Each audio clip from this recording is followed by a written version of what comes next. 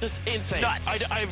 We've never seen combos like that being pulled off in a BPL or a J-Cup so far. We have not seen a combo like that. The extension, insane. perfectly timed with the nunchucks off of that pillar drop from the V3 Farrier was just... Wow. It was flawless. Nuts. It was beautiful. It was insane. Like I said, man, the other players couldn't even fathom. They couldn't even dream. They couldn't even dream. You thought you could touch me? You ain't touching me, bro. That's funny.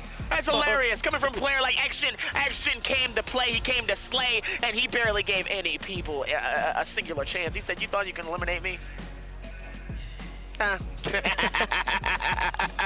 That's real funny, guys. That's real funny. I thought you knew who you were talking to. J-Team. Action. Able to come through and absolutely secure the dub here. That is how a player dominates the field, barely giving anybody a chance at anything. I can't wait to see these highlights. These highlights got to be disgusting because there was about a moment here where it was just absolute. There was no chance. The third party ends up coming in towards the end of the game. Can we talk about how Thorny Roller got that insane amount of damage? I just got to say that. The fact that we got a chance to see a four-peat of back-to-back hits from the third. I think it was 6 people. 6 hits from the Thorny Roller. 6 hits from different people.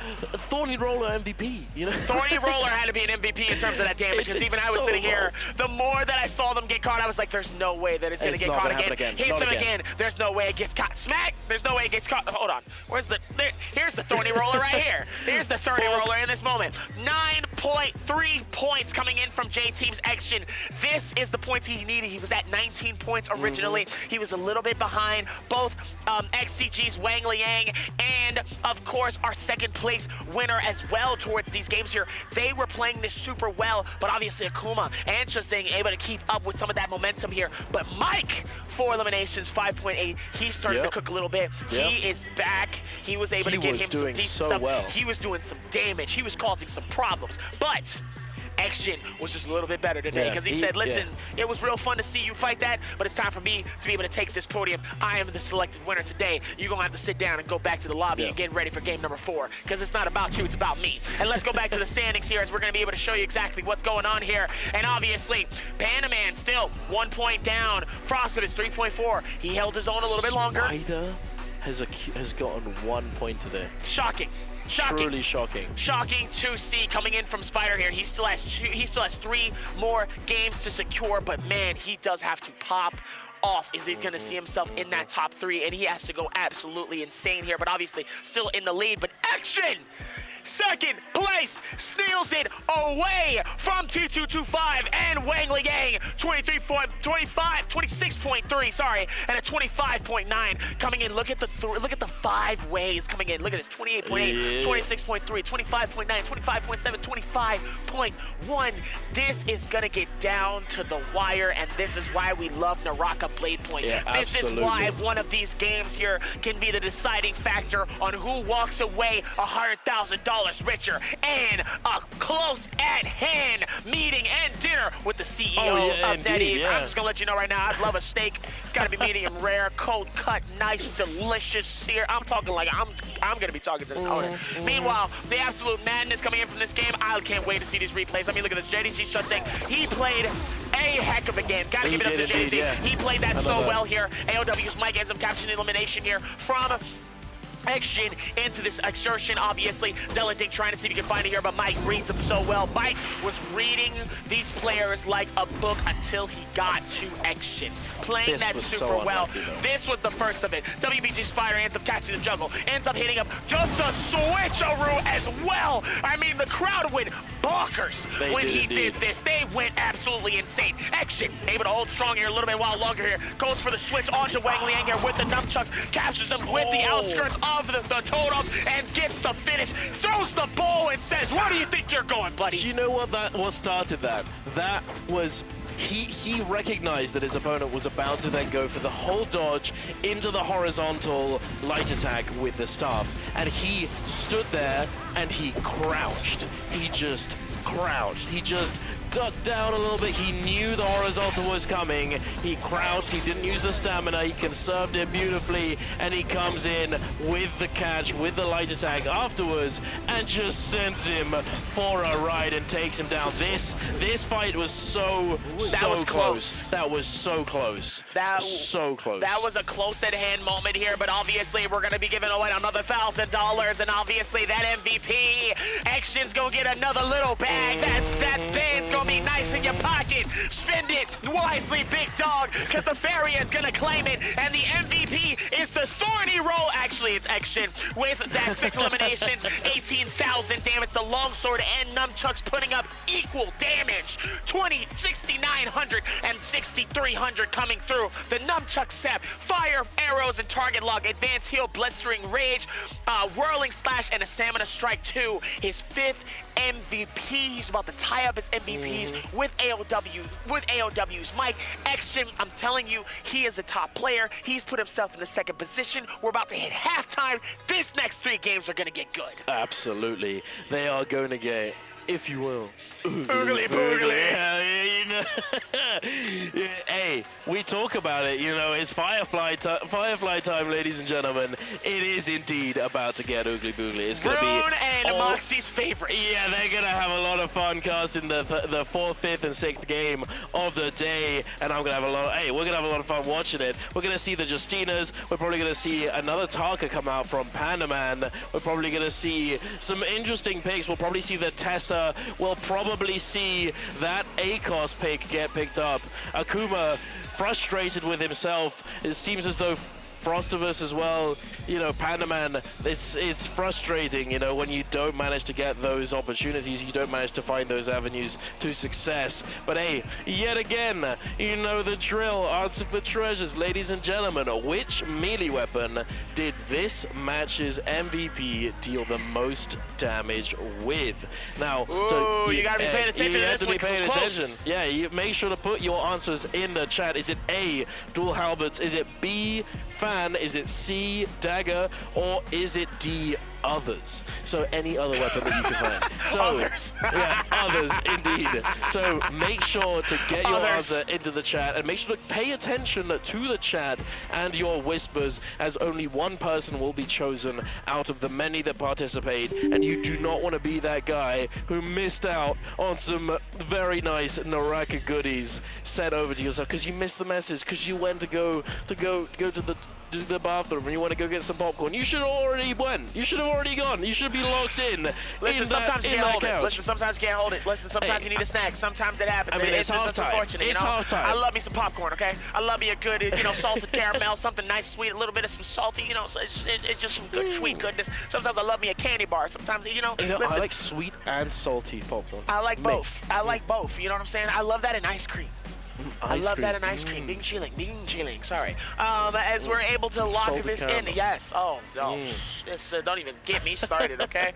Now, listen, after this here, like I said, you guys are going to get accompanied by Moxie and Rune that is going to take it over for the next 3 games here. As I got a chance to see who's on the other side here of this here, obviously we still have our interview for the next 3. There's still a whole lot happening here. I mean, we're here at Chengdu. There's still a whole lot happening, and in 3 games we are securing a champion. A story is going to be ending, and a book is going to find its cover officially in 3 more games. I'm excited, man. Like, this is what it's been so far. This is the stories we've been telling. This is where everything is. But until that happens, we're gonna take it over to the interview, and Rune is currently in the middle of talking to Frostivus right now.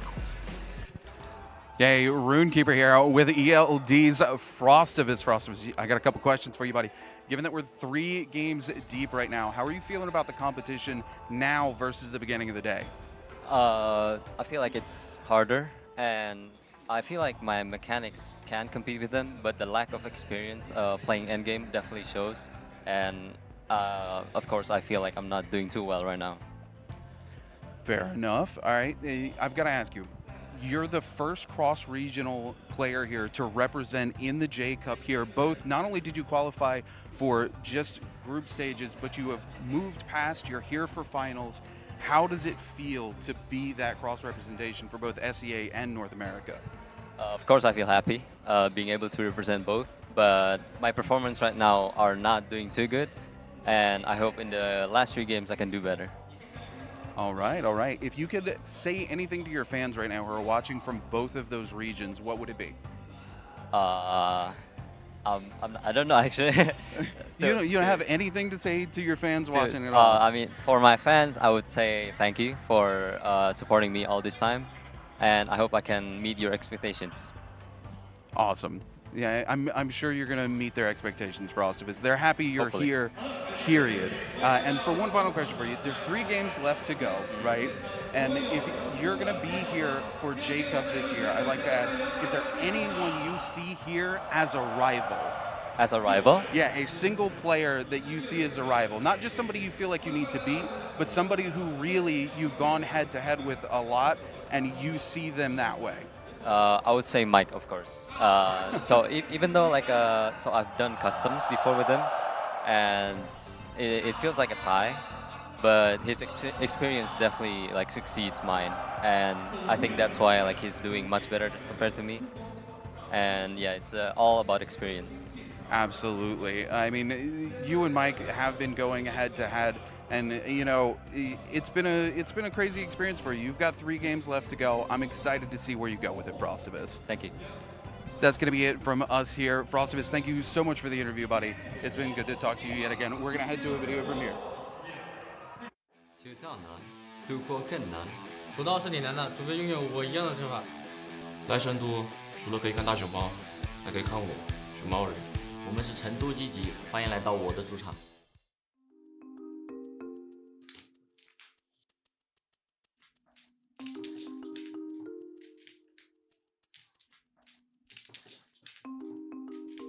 这个局含金量有多高，就不用多解释了吧。21年捷杯殿局，22年捷杯亚局，22年捷杯冠军。今天只有一个人能赢。1万，第一次打不太会，大家体谅一下。给自己定个小目标，这次捷杯夺冠不许输。很遗憾，我今年会把你继续打破。学校还有你。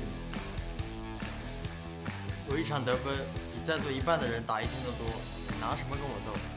想要取得好成绩，你得学会藏东西。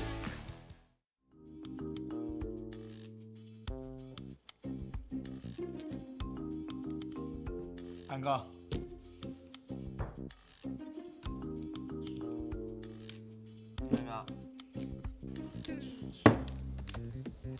安刚，都在藏东西是吧？决赛圈稳一点。有人说统治捷杯小组赛没有意义，但我想说，总决赛还没开打，2500美刀就到手了。哎，巧了，我跟你一样。俺也一样。我也就比你们多那么一点点，也就38.5个68。完了。谁来结下台费？肯定是你啊！决赛还没开打就已经拿了3500刀奖金了啊！看着现在积分情况，XCG 已经可以包揽捷杯冠军了。大家积分怎么 all in， 不用我多说了吧。Tôi biết là mọi người đều muốn giành cúp vô địch solo nhưng tôi có tận 2 cơ hội lận đó. 我愿仍然 MVP。 Players in NBPL often mention the player Kaiba. When I realized he is appearing in the grand finals commentary booth just like Tryhard and Hypernova, I knew this person was somebody. 这是最有希望的一次。Việt Nam sẽ tiếp tục tỏa sáng. 我之意志永不熄灭。JTEAM 捷杯3连冠由我来创造。冲！你永远对不上我。比去年进步一点点。最好的生日礼物就在我身边了。隔壁同事未能实现的全年大满贯，由我来弥补。没人比我更清楚捷杯单排冠军奖杯究竟有多重。勇闯蜀道，续写传奇。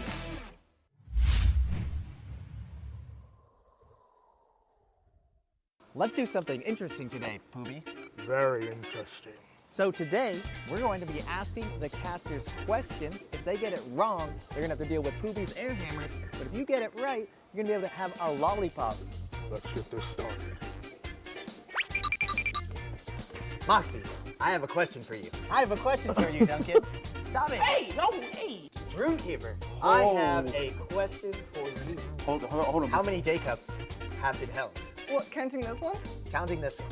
3. Correct. 3. Right. Woo! Get a warm lollipop. I get a, oh, lovely.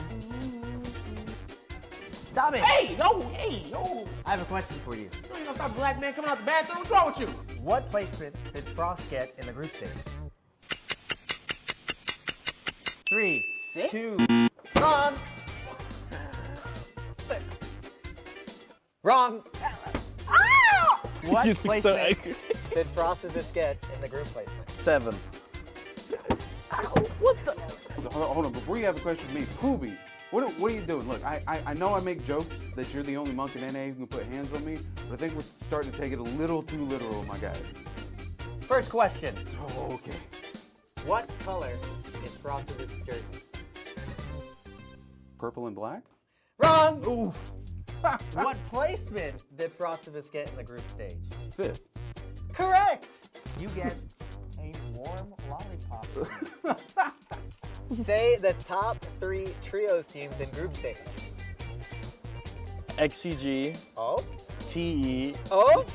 3, and 2, 1. Wrong. XCG. Oh. TE. Okay. 3, 2, 1. Counting LMB. It's not. Ah, I knew it. Where did the non-NBPL players play last year? Singapore. Correct. I keep expecting the ball. You get a lollipop. I get a lollipop. Yay! What is the full name of the 2023 J-Cup Grand Finals venue? There wasn't even a countdown! Can I at least get a countdown first? How do you pronounce Roy Heaton? Roy Hee. You have 3 seconds. 3. That's wrong. What? How do you pronounce Roy Heaton? Roy Heaton? Wrong. Oh.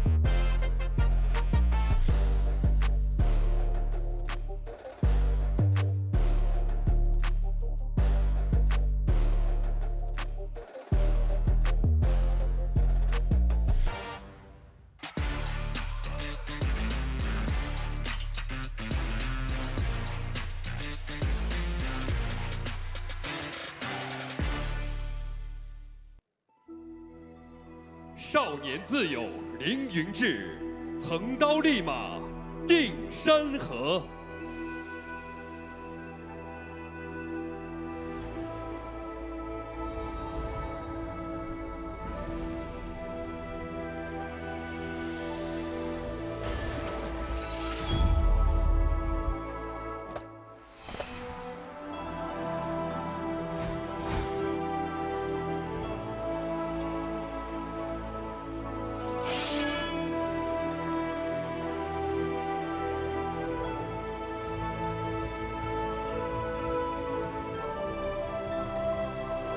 接下来，让我们有请永劫无间制作人关磊先生带来全新同源武器。大家好，我是永劫无间的制作人关磊。今天真的很荣幸，在这么寒冷的成都，跟各位这么热情的观众一起参与我们最棒的捷杯。捷杯这个比赛，各位怎么说？是不是又让你这个胆战心惊、捶胸顿足，同时又是热血沸腾，是不是啊？对，好，永劫无间，什么东西是它的灵魂？2个字，正刀最精彩的冷兵器博弈。所以今天我就要公布各位期待已久的新的同源武器横刀，让我们一起见识一下横刀的魂域招式。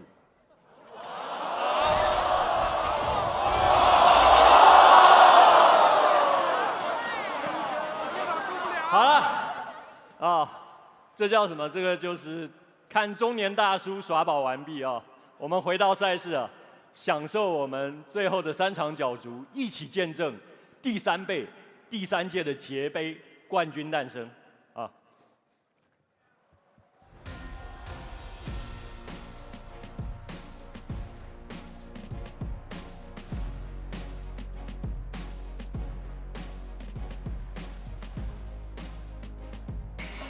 ！Oh boy, hello everybody, welcome back to the official Naraka Bladepoint J-Cup. It's the finals day, it's going to be the final 3 matches, and it's also the final pair of faces that you're going to see. I say pair, it's actually a triplet, because we have the wonderful Raven PLZ joining us once again on the desk to be able to break down all of the action that has happened so far. Yeah, absolutely. It's good to have you here, Raven. These first 3 games have been amazingly exciting. I mean, game 3 here, we saw so much go down. J-Team's action coming in and stealing the show, quite literally picking up an elimination on all of the top players and climbing the ladder. We talked about this before the start of game 2. We said that he was in spitting distance. He was in range to make something happen. Not only did he find the pop-off game that he needed to find, he was able to shut down the top players at the leaderboard and make his way on up there. I mean, speaking about shutdown, AOW's mic was a lot ahead of everybody going into the start of the day, right? Because of that performance in pre-finals. He had a very good performance in game number 1. Game number 2, however, going out with 0 points, that allowed a lot of these other players to be able to start bridging the distance. Raven, how important do you think that second game where Mike got knocked out of the lobby incredibly early is in terms of confidence that a lot of these other players have in the lobby?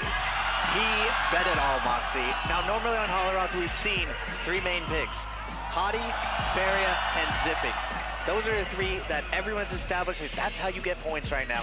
And I don't know what got into Mike. He bet it all on Justina. Yeah. He was trying to make things go. I always say this, when you play Justina, as soon as it's the white flag, especially transitioning to that end game, everyone knows you're vulnerable. And Mike, even one of the GOATs of the game, wasn't able to pull it off.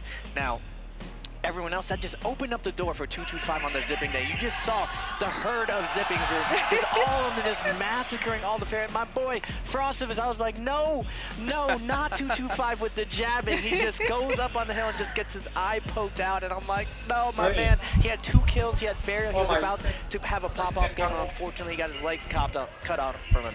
Now, I was surprised that Dolly picked Exit, but Exit has the highest KDA for endgame. He has 5 average in his endgames, and we see exactly why he's so competitive. And it would be the craziest narrative that even though JT didn't do it in trios, they just switched on over to solos, and we're just like, we're the 3-time, what up? And Exit is just showing up big, but every single year, it is so competitive at J-Cup. These are the best in the world. The top 8 is neck to neck, and I cannot wait to see what happens next. Yeah, I mean, absolutely. Action is one of those players that we talk about all the time that you cannot count out.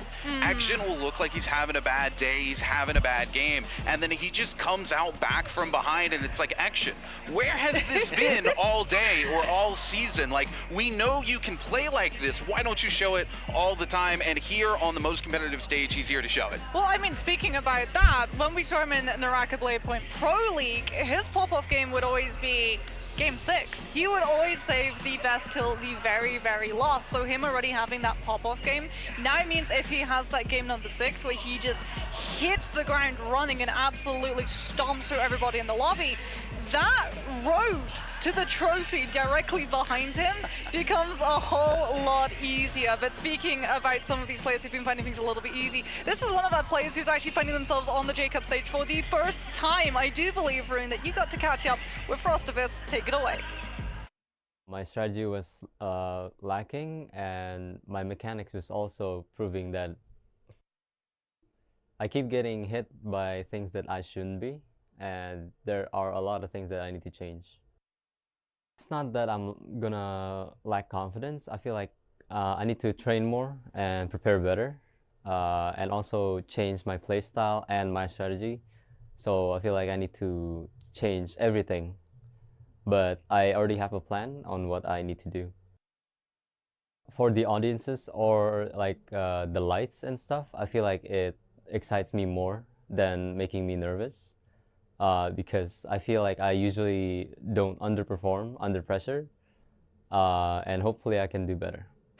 You know, like you said, Moxie, I got to catch up with Frostivus here between games 3 and 4, and you know, I asked him a couple of tough questions, like what he wanted to say to his fans. Unfortunately, he doesn't know what to say right now. He feels like he's underperforming, but Frostivus, if you can hear us right now, buddy, you are doing one heck of a job. Keep going at it. We're happy to have you here and see you on the big stage. Yeah, I mean, he's already proven himself, and then some, right? He's been able to take down some of the biggest names in all of Naraka. Whether or not he's able to make it onto the podium finish, we'll have to see, because we're heading into the second half of the day, and you know what that means? That means Fireflies time! I am so incredibly happy because, Raven, this is actually something that you've been studying really hard, right? As someone who also coaches a lot of these players, you understand how important it is when Fireflies come into play, that the second the game starts, your drop location, that decision making is pixel perfect.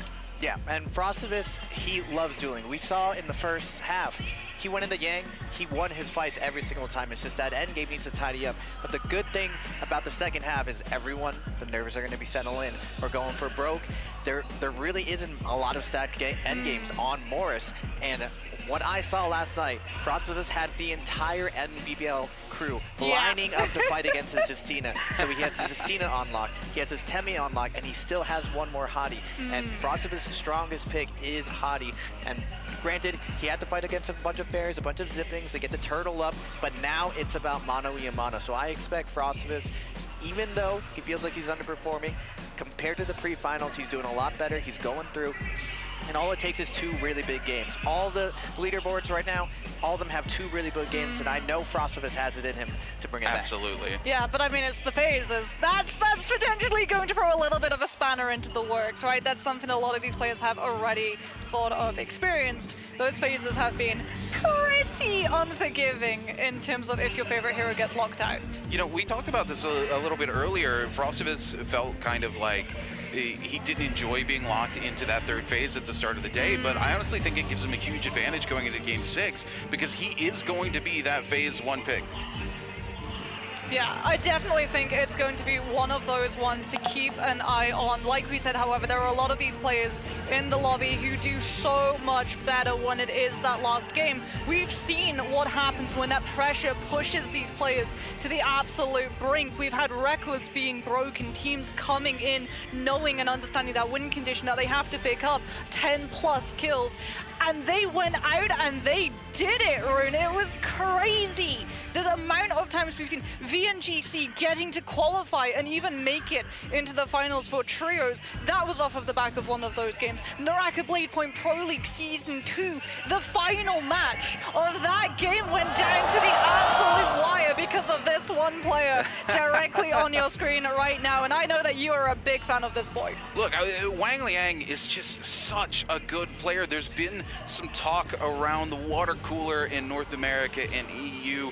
A lot of people trying to say that Wang Liang is washed. He's not as good a player as he used to be. And coming out here today in the pre-final stages as well, this man was an absolute demon in the first season of NBPL, and he has put the mask back on. He is here to play. He is here to show these players no quarter. This man is looking to tear through lobbies, Moxie, and he's been doing exactly that. Game 2, this man was on fire, and against all odds, in the very end, it looked like he was going to go down. He lands a massive parry, manages to just abscond away and live to the very end to come out on top of T225. He is an absolutely dominant player. I'm excited to see what these Firefly maps are going to bring, especially for XCG's Wang Liang. I mean, we know it's going to bring aggression. We know that a lot of these players are potentially going to get knocked out of this lobby incredibly early, right? As we talked about with Raven, your landing strategy has to be absolutely on point. And this is the moment where we start to see some of these players having laid the foundations of, oh, I'm definitely going to drop here, suddenly switch things around. And I would not be surprised if we do see that coming into play given the amount of Fireflies that are on the map, even though it's going to be these nighttime maps, even though those spawn rates of those Fireflies are going to be increased, there's still only a select few, and those locations are incredibly telegraphed, so it's going to be all hands on deck to get your hands onto those as quickly as possible. And speaking about hands, everyone is going to get ready to lock in their heroes as the phases change, and we get Mike, Zell, Sha, and Action all now getting selecting their favorite heroes. First of all, this is where we're more than likely going to see the Hardy lockout in full force. Yeah, this is going to be very, very interesting to see. These Firefly maps are going to be so much more aggressive, Moxie, than our earlier games today, and those games were already aggressive to the max here. I expect to see a lot of Hottie. I expect to see more Takeda coming out in these picks as well. Both Spider and TD25 being in that second phase, getting to pick their hero. If Hardy gets locked out, you can fall back onto the Takeda, even though Takeda has been a little bit power crept by the Hardy pick. Oh, hello. That's not a Hardy! Zell's coming in with a Justina! Yeah, this is very, very interesting. This is textbook Zell though, right? Coming out with a pick. Nobody expects to see Justina. We've talked about it all season. We talked about how I thought Justina was going to come back into the meta, especially on these Firefly maps because of how good she is in the early game. And we're also going to see DRG's Akuma following suit with that, and XCG's Wang Liang locking in the Temi as well, followed up by KLA, bringing in the Takeda. Talk about a diverse hero pick. ELT's Frostivus, this is something he's been working on. He's been working on his Temi for this specific reason when he was going to be in phase 3. He's clearly following through with his plan, locking that Temi in. We're going to see another Justina coming in from 521's Unique as well. Our second Takeda being locked by Chu Zhang, and Panda Man locking that Ferret. This is very, very interesting. Panda Man is typically a player everybody looks at and goes, he's the Tarka boy, he's the Tarka player. But for me, this season where he's really, really excelled are during his Feria game. So I'm excited to see how he's going to perform here in game number 4. Yeah, we've got a couple of these players as well locking the Tumult, something that was when Hardy first started rising to the forefront of the meta, seen as a damage control hero, but more often than not has actually been able to walk away with MVP when we've seen him run, especially with Frostivus locking that one in. That's one of his more preferred heroes to be able to counter that Hardy strategy. So it'll be very interesting to see whether or not those Tumultuous are found before we head into those final zones, and that ultimate becomes oh so detrimental in allowing these Hardys that freedom of movement. TD25 also locking in that Takeda. This is a hero that he was actually noted for when we were here the last year. Cycle back 365 days, it was TD25's Takeda that was impressing everyone so much that he got picked up for NBPL. Shusheng also locking in with that one, as we're going to have a look and see what ultimates are going to be coming through. F2v2 for both of those Justinas, no surprises there, them wanting to be able to utilize that freeze to be able to go into those true converts, as we are going to see the F3v1 from the side of the Takeda, F1v3 from all of our Farriers, and I do not see any variation on the Hardys either. No one locking in that V2 since there are no zips on this map.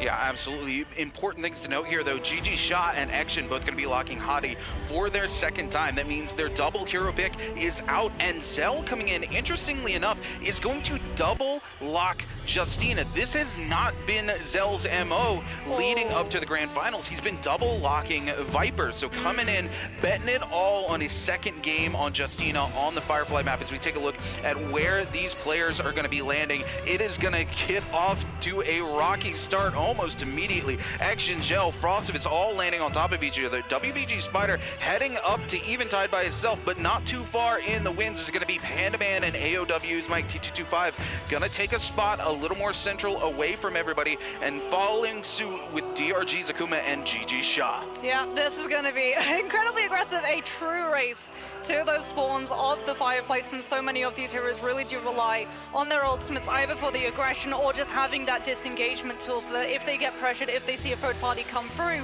they have the confidence to be able to hold themselves in that fight until things go a little bit too far south. As AOW's Mike looking to move north on that leaderboard, coming in with that Hardy pick. Hasn't been able to find any purples off of, actually no he has, he's been able to find a purple musket already. That's insane for the Hardy, given the fact that that damage, that scaling of your weapon converts into the amount of damage that you do with that V1, as it's going to be T2-5 going head to head with Akuma. Both of these players looking to pick up those Fireflies. No! On Noble! And Akuma comes in with a V2! T2-5 reduced to an absolute sliver of health, taking the fight onto the cliff. Akuma out of dashes, T2-5 with the parry, going to force the free shell, and we're going to suddenly see the fight swing back in favor of the Takeda as the F comes on through. Akuma not going to be able to throw those blues, having to try and climb up. T2-5 catches him on the cliff, and T2-5 gets the kill! Oh my goodness, Akuma griefing himself by jumping off the cliffside instead of using the scale rush. He goes for the clank midair, he gets it, but it's not enough as we see him fall. Oh my goodness, T225 so happy about that turn of events as we cut over to AOW's Mike. Now back to J-Team's action. It's just a juggling Zell into the air. Zell gonna be caught out into the weapon swap here off of the dual blade. Zell, no place to go, trying to fight it out here with the dagger, but Zell goes down as J-Team's action finds his first elimination of the game. WBG Spider coming in here looking up for some connections onto AOW's Mike. Mike with the scale rush, but Spider will find the clank coming in with the longsword. Mike with the conversion though, coming in with the blue. He goes for the overhold. Spider goes so low. AOW's Mike wants to make sure he secures this kill, but the third party coming through here from OUG's Panda Man might spell disaster for him. He's looking for the musket shot. WBG Spider just trying to keep his game alive. And there it is, ladies and gentlemen. OUG's Panda Man takes it. Still, however, Mike in danger. Pandaman looking to try to keep this aggression turned onto Mike, given the fact that that pillar is going to be coming through to convert into any damage off of that longsword. Mike now coming in with the V1. The pillar managing to catch the Hardy and force him into the full reposition. Mike taking cover behind the building, will be able to find one pot off. Is going to cancel the ultimate early to conserve 37% of that range. Pandaman not going to allow Mike to go into the full armor reset. Now having to go head to head. The F1 force from the Farrier. Mike coming in with a very good spacing of the LMB on that dagger. Going to keep the pressure up onto Pandaman, knowing he doesn't have the combo break. Finds the parry, pushes Pandaman into using that blue with his back against the wall. Mike's going to be Pandaman trying to drop down with the focus strike off of that tree, and Mike reads it perfectly. This is why he's such a strong solos player, Rune. He pushes you outside of your comfort zone. He forces you into overcommitting, and every single time he's ready to take full advantage. If I've said it once, I've said it twice, Moxie. AOW's Mike doesn't just have eyes in the back of the head. He's got eyes on the top of his head. He's got eyes on his feet. He's got eyes on his hand. This man always knows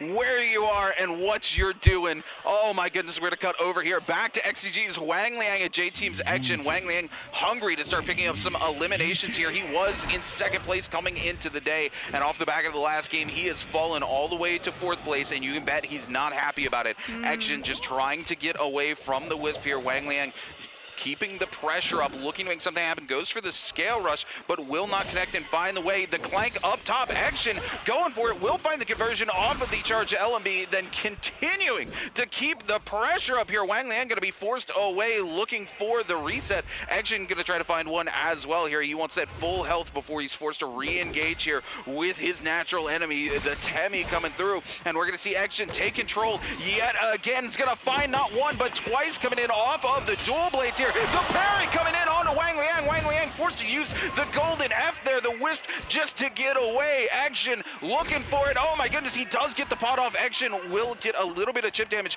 but Wang Liang keeping his game alive. This is going to be very interesting. This space not so great for the Temi ult to come through. He's got to be very careful about how he spaces the fight and plays into Action here. Both of them going to take the third reset of the fight, Moxie, and Action decides he is done committing. He wants to get out of here, and it looks like Wang Liang's decided to do the same. I mean, it's smart when you think about the macro, right? Realm of Yang is about to start coming on through, and neither of those two heroes, both the Hardy and the Temi, do want to actually have to commit their full ultimates into being able to determine the winner of that fight. Mike coming into the third party, dropping from the roof with the RMB on that fan, and it's going to force Unique on that Justina into utilizing the V2 to try and disengage. This fight is getting a little bit too hot for that Justina's blood, and as a result, you're going to back off entirely. One dash utilized, one still holding on. 5-2-1. Going to see the Realm of Yang spawning on up, knows that that is now putting a ticking clock on the Soul Bloom, and it's going to be 2-5 coming in, forcing the free shell.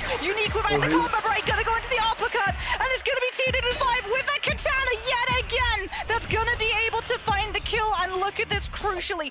Didn't use the ultimate, gets the Soul Bloom, now has the insurance policy if he decides to put himself into that Realm of Yang, as Mike not getting the kill, and that Justina has to turn his attention on to Xu Sheng instead. Decatur ultimate invested. Mike utilizing the Hadi ultimate to be able to reposition, coming in with the triple charge to be able to buy himself so much space and push Xu Sheng even further into the zone, so he might just go down to the zone tick damage as Mike is able to pick up yet another kill.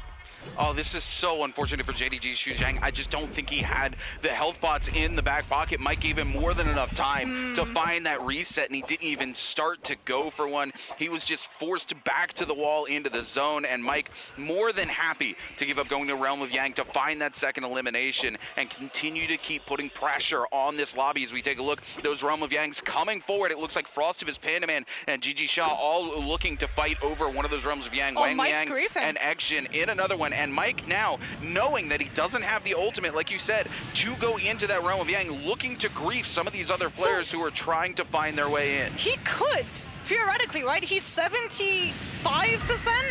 That's odds that you kind of like as a Hadi, but there it is. He griefs the entrance. Yeah, he utilizes the F2, the body block, and Spider and 2-5 are both denied the opportunity to be able to go into the Realm of Yang. So it's going to be Frostivus and J-Team's Action. Shots exchanged from the range. Action trying to come in with the RMB overholds to be able to find the connection, forcing the Tumultuan to utilizing that Wisp. No combo breaker available for Frostivus. Now if he gets swiped up into a string, Action going to keep the pressure, knowing that's a fact. Utilizes the F2, drops out a bit early. Frostivus able to catch where Action falls into the uppercut, grapple bump, into the follow-up with the Jewel Blades, finds almost the kill. It's just a couple more hits, and Frostivus walks away the victor.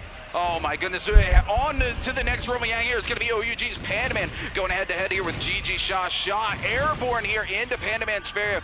This is a nightmare for Pandaman. If Shaw can just hold this position, we are going to see that ultimate coming to an end, though. Pandaman might be able to find some extra value. There it is. He's able to connect on the shot behind the pillar, looking for another one. Shaw going to burn the F just to bait out the extra cannon shot here, looking up for another reset. He's able to keep the dodge up, but Pandaman and him almost equal here. Pandaman trying to find control with the fan, finds a massive parry onto GG Shaw. The follow-up R&B coming in from that fan, the .9 release, and he finds it a second time. OUG's Pandaman comes out on top. We are about to see two players go incredibly aggressive, Rune. These are two players who need the kills to be able to climb up the leaderboard. These are two players that just got handed that safety line of a million birds might. They can go as aggressive as they want. They won the Realm of Yang. They're going to have all of their ultimates back, as XCG is Wang Liang, unfortunately, not in a great position. Oh, who's shooting at him? It's Zal coming on in, trying to keep this Tumultuan in that zone for as long as possible. Looks as well like he had a bounty on his head, which was why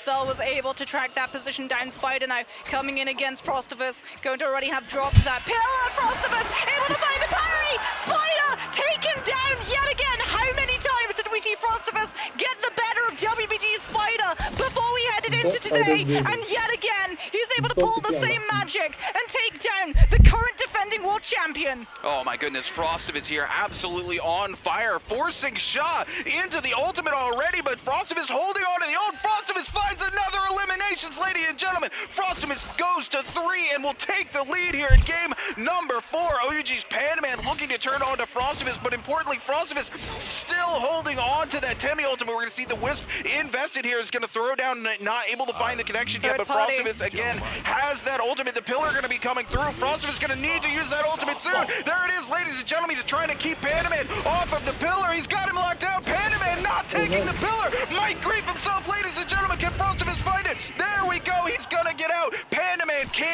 possibly look for the elimination, but Frostivus has got to keep going because Pandaman is looking for the long-range snipe. He's not even looking to heal, ladies and gentlemen. Frostivus able to avoid it, looking for another heal here, using the Wisp just to buy himself a little bit of space, and ladies and gentlemen, ELD's Frostivus is still in it. Mike still, however, right behind Pandaman. The second this Fairy drops out of that mech, we're going to see the potential third party come through. Pandaman caught between both Frostivus and Mike, utilizing the F1 under that pressure, will be able to find the uppercut, but Frostivus with the combo breaker of the F, going to be able to dodge out of any follow-up as a result. Doesn't have it now. Pandaman with the Soul Shatter, able to come through with the break, and Frostivus does go down. He's still got the Vermilion Bird Smite, however, and Mike and Pandaman now go head-to-head. Mike able to catch the uppercut into the grapple bump, into the R&B on the dual halberds. Pandaman tap dodging through, trying to pick up his weapon. Still has Vermilion Bird Smite himself, but he might lose it right now as he's going to potentially get killed on Crank. The V3 catching Mike, pushing him back. Pandaman able to come back in with the neutral and pushes the Honey into utilizing the F2. Mike disengages. Pandaman lives another day.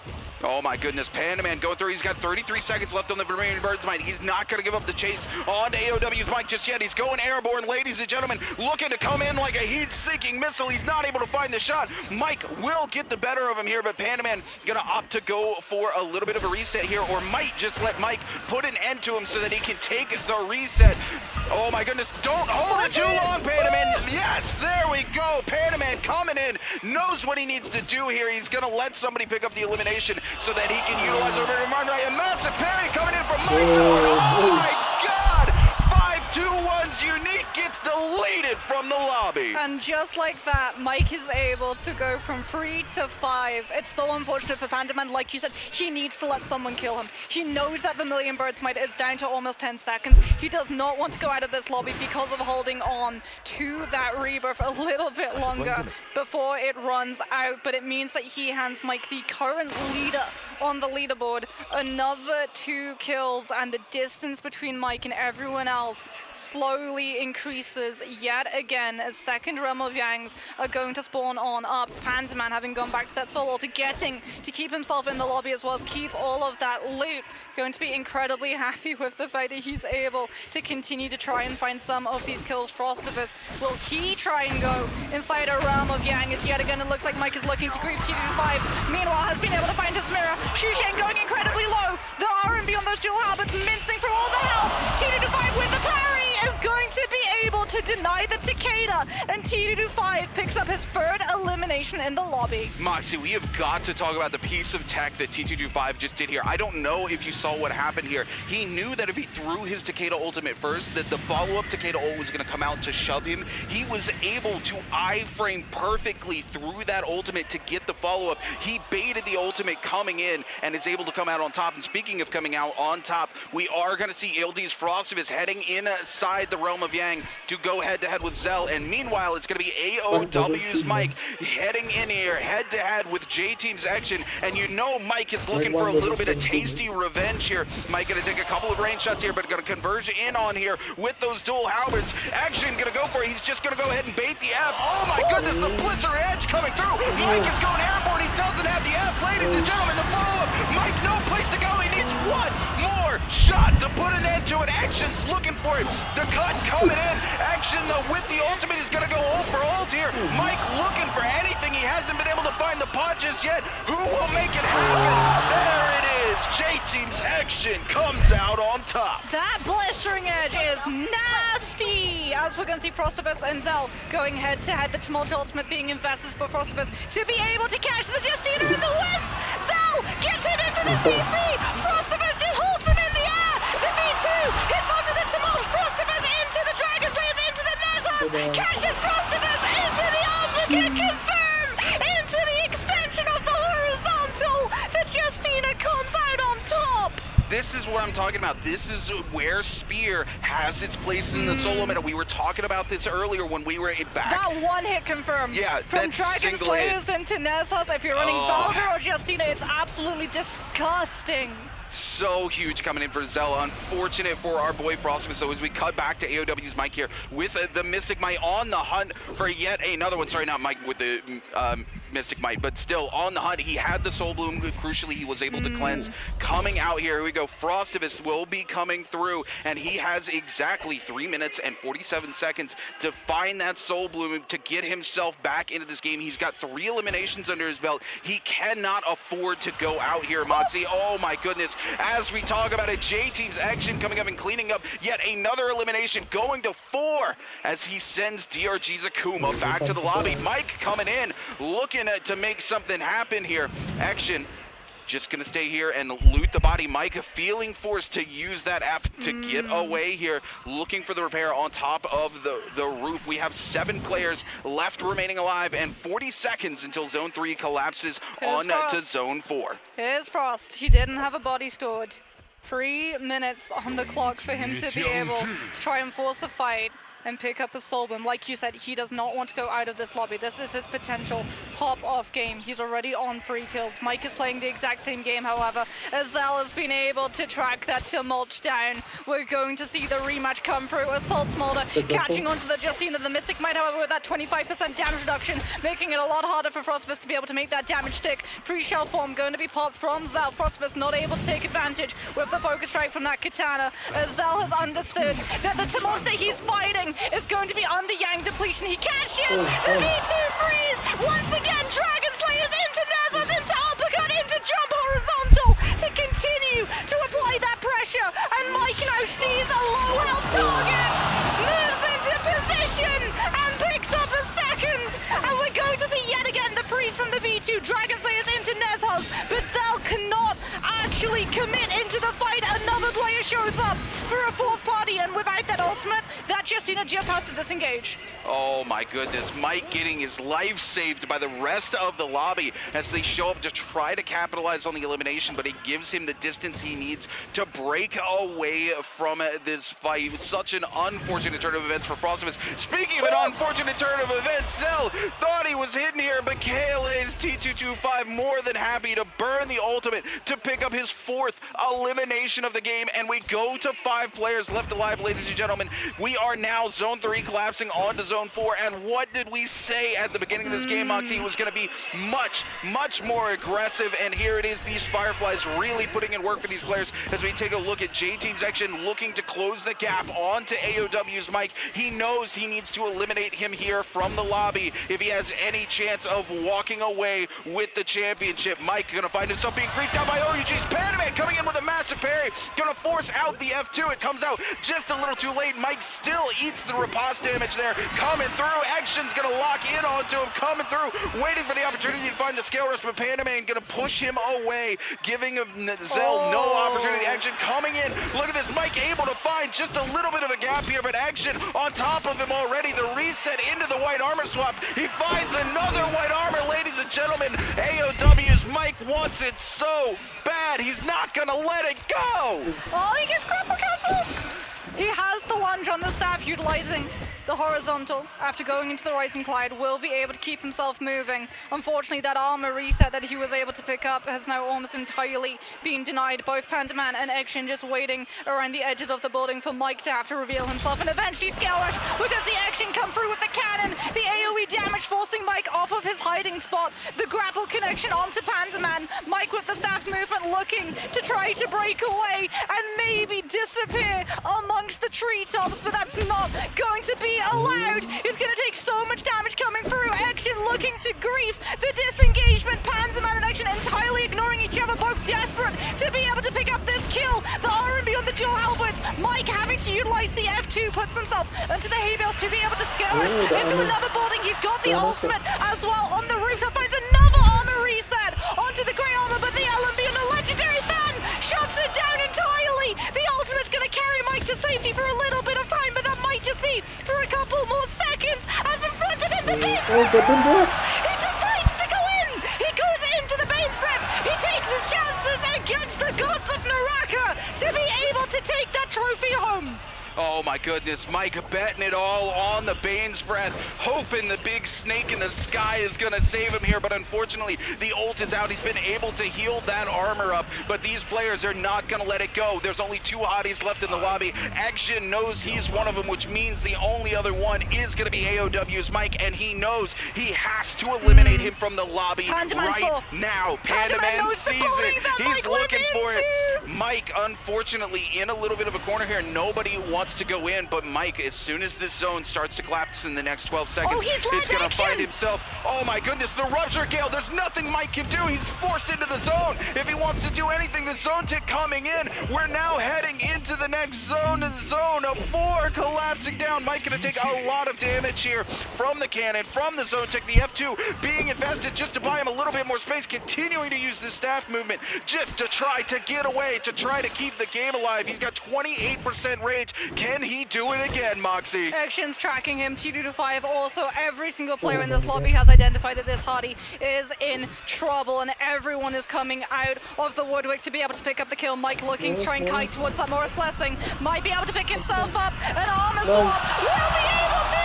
He finds the purple armor. Mike continuing to move, gets another reset onto the F2, gets caught midair, however, by the Assault Smolder, losing all of that reset health. And he's gonna go down. The Dragon Lake from XCG on top of the cliff edge takes Mike down. Wang Liang claims the kill, and Mike goes out of the lobby. Pandaman also taking so much pressure, putting himself into a position to be able to look to shark that kill, force the Ferry into utilizing that V3 far sooner than Pandaman wanted, and just like these players do not want a Hardy into the final zone, they definitely don't want a Ferry either.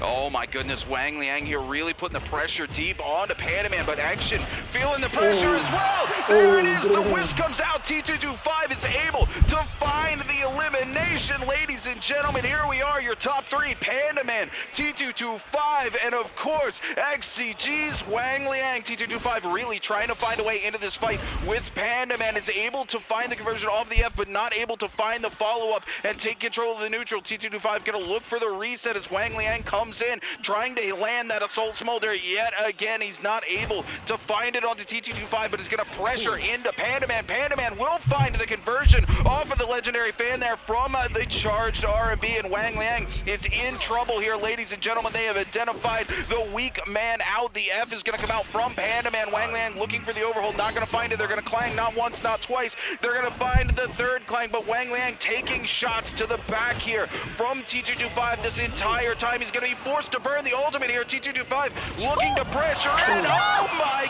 God! The Hepta detach coming in. It goes through the wall and says, I don't care. I'm gonna catch you out anyway. Wang Liang with the legendary armor able to find at least 1 pod for the reset, but crucially, he has just a couple seconds till that F's back up. He does, however, have no rage towards his ultimate, Moxie.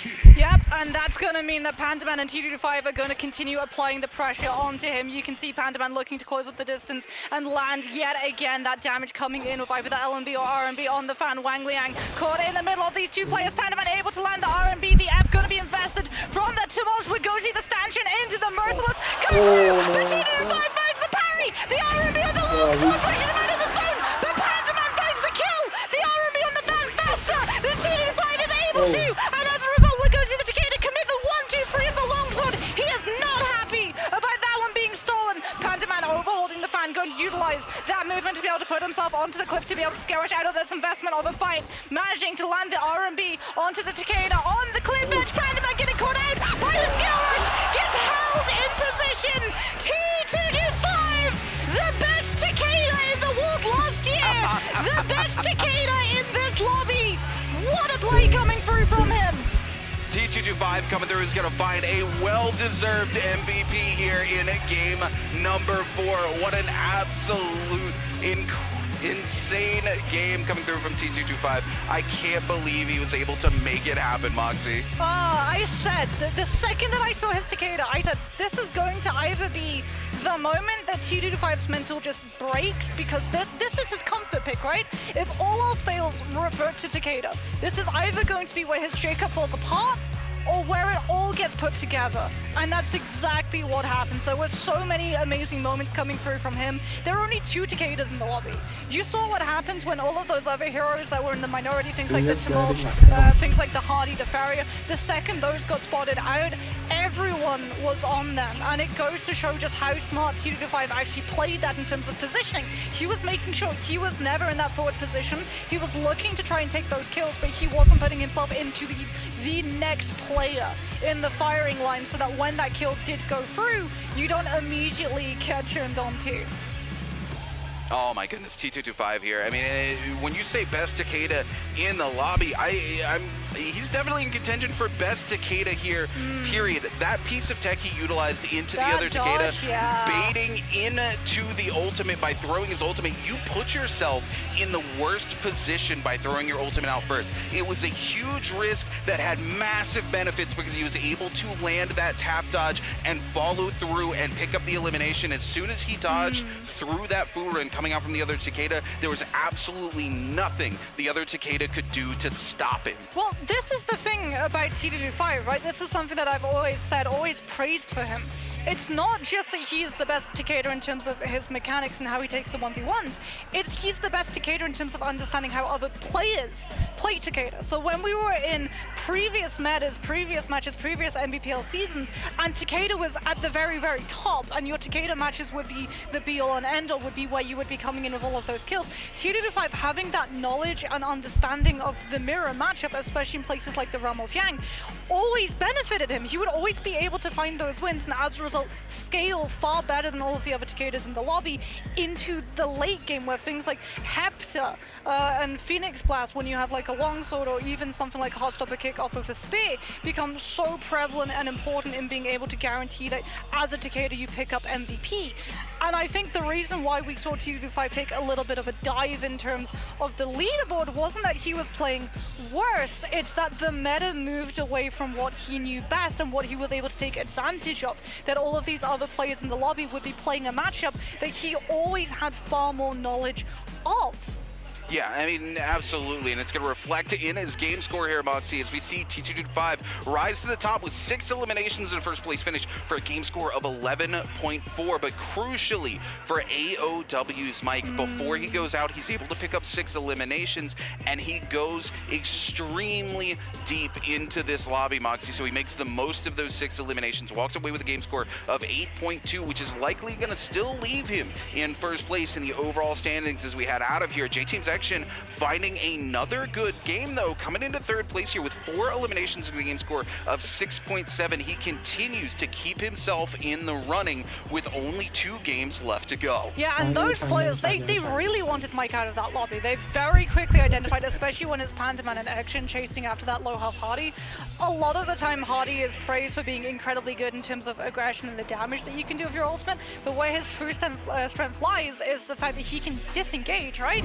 You're fighting a Hardy, he has the ultimate, you blink and suddenly he's on another map entirely, but Pandaman just did not let that Hardy leave, to the point that we actually saw Mike seemingly slip away into a building and just cut line of sight, cut noise from all of these other players entirely, and Pandaman is so smart, he swaps to the fan and he throws out the LMB onto that building, the corner of it, on cooldown as often as he possibly can, and it leads Action into understanding, hey, there's something in this building, Pandaman's not committing, so I know I don't want to go through the doorway, but I definitely want to swap to something like a cannon with that Rupture Gale to push and force whoever is inside that building out. And that's what we really do see a lot of these players being incredibly smart in terms of picking up not just those cues, but also understanding that you cannot allow something like a Hardy to slip away unnoticed, to the point that you willingly potentially throw away a kill that you could have picked up for your own leaderboard to push your own score up, to make sure that another player in the lobby understands,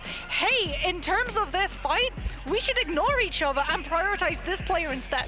Yeah, I mean, absolutely. And in terms of way this particular lobby, locked down, you saw Mike picking up so many eliminations throughout the game. You saw that he was on Hottie. You very quickly began to understand that if there's another Hottie and there's only 2 Hotties left in the lobby and he is dogging down this other player, it makes it evident to everybody who already isn't aware that you are hunting AOW's Mike. J-Team's section here, cleaning up this elimination early on into the game onto Zell. There's just not a whole lot that they could do. Action favoring those dual blades this game. T225 here into 521's unique. Unfortunately, nothing he can do here as soon as that ultimate comes out. And this is something I praise T225 on all of the time. He is not afraid to burn the ultimate to secure an elimination. He knows that it's a resource. He can get the rage back. AOW's Mike here with the eyes on top of his head as Panda Man comes in and he picks up that parry for the elimination. Over to Guilty's Frostivus here onto WBG's Spider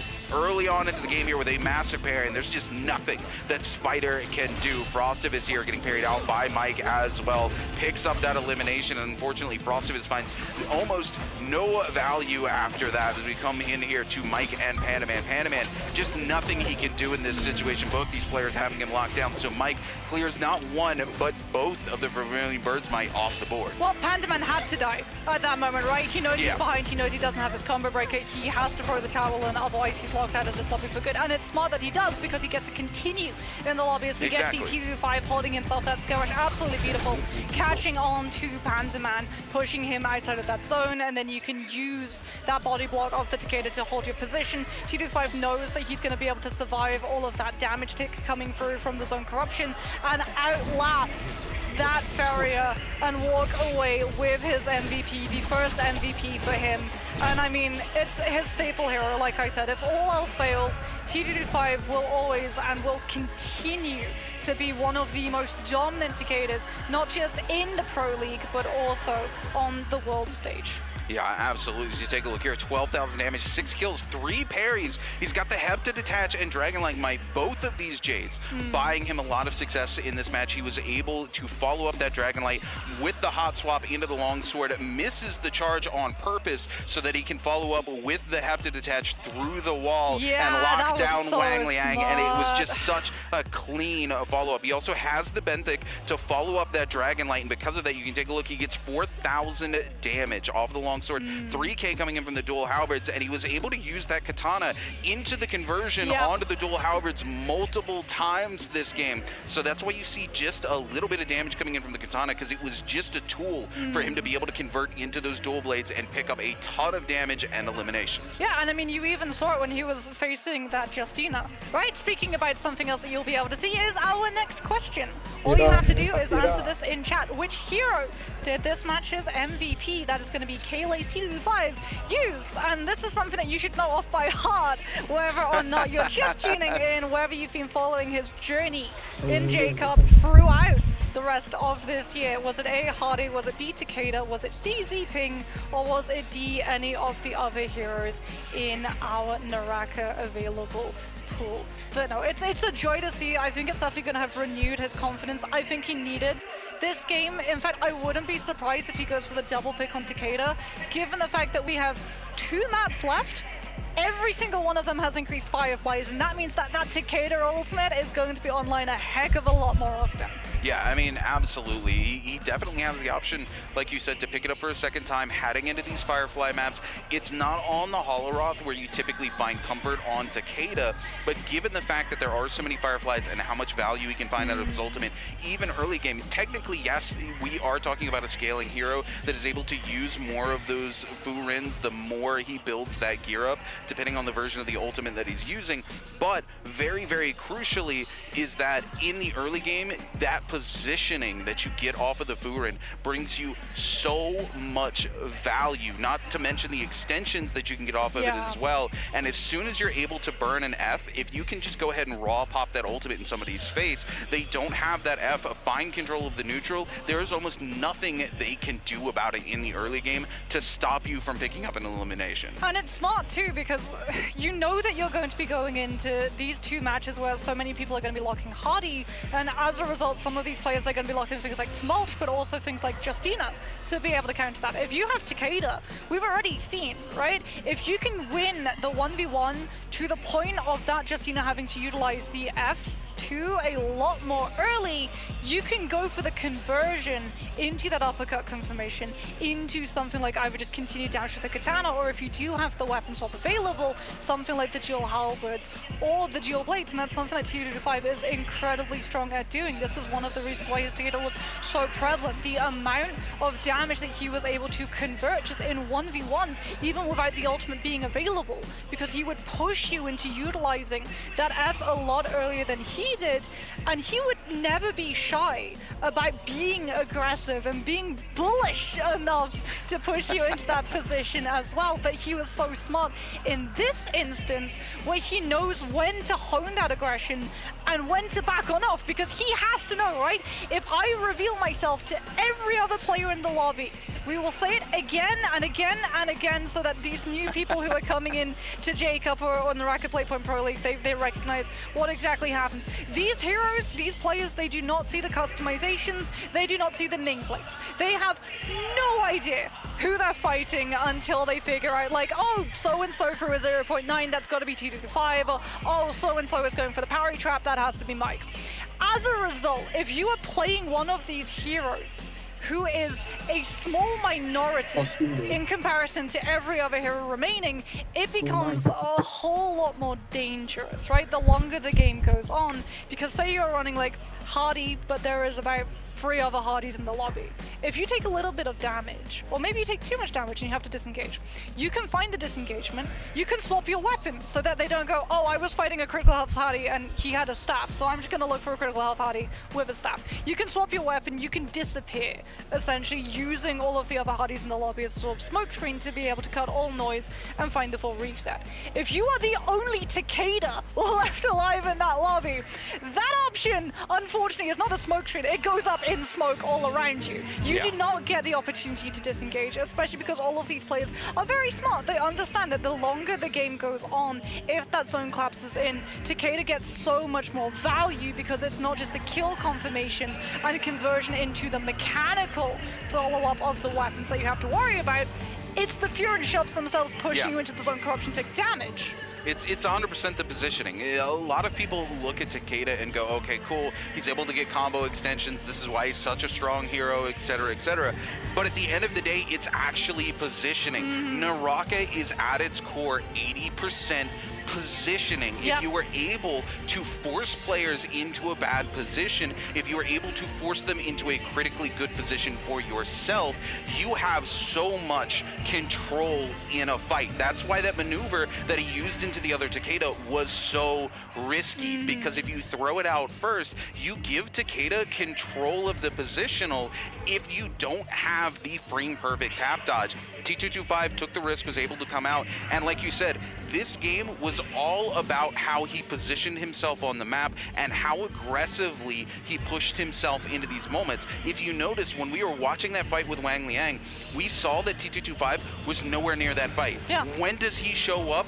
When it's positionally critical for him to be there, to be able to zone keep Wang Liang. He hits a massive longsword slash onto Wang Liang, sending him into the zone, and then what does he do? He backs away from that position as not to overplay his hand, and because of that, he is able to continue the chase without exposing himself. Well, he knows that Pandaman's in the area, right? He knows that Pandaman has a fan, so either the LMB or the RMB is coming out. Either way, if T225 is in the line of fire, he's going to get scooped right on up with Wang Liang, because Fan takes no prisoners. If you're in line of fire, you're going straight on the platter alongside that player who is right next to you. It's a huge reason why it's so dangerous. It comes out so quickly, it does so much damage, that a lot of these times on these incredibly low health targets, I love the XCG Wang Liang duel. I'm not going to lie. I'm really happy I was able to get my hands on one.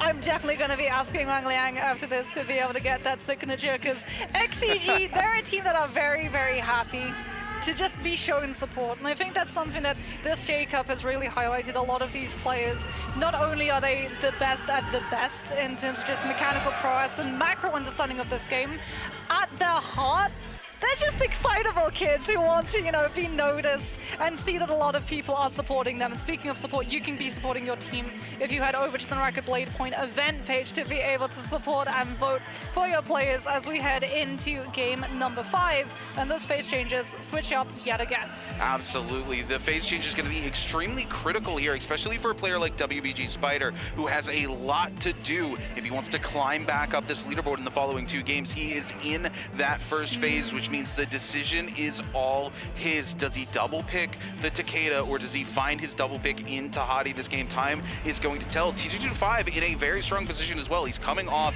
of a extremely critical game for himself. He's able to come in. He's probably going to be picking Hadi into this game, which opens up and leaves him the opportunity to take Takeda for that final game as he heads in to the 3rd phase. There it is. He is going to be locking the Hadi, and WBG Spider still trying to make that crucial decision because this is his last opportunity in the first phase. There it is. He is going to lock Hadi. Hadi will be banned out here as we head into phase 2 of our hero selection. We're going to see an Akos coming in from 5-2-1's Unique, followed up by Frostivus locking the Takeda pick. JDG's Chuzhang and OUG's Pandaman coming in with Tumult, locking them down. Another Tumult, 3, 4 Tumulches into the lobby. Zeldin going in as well onto the Fairy pick, and GG Shaw will be our last lock-in. Ladies and gentlemen, with 6 seconds on the board, what will GG Shaw be playing? There are no bans. I mean, other than the Hadi from Group 1, which is more than expected. Oh, hello, that's unexpected.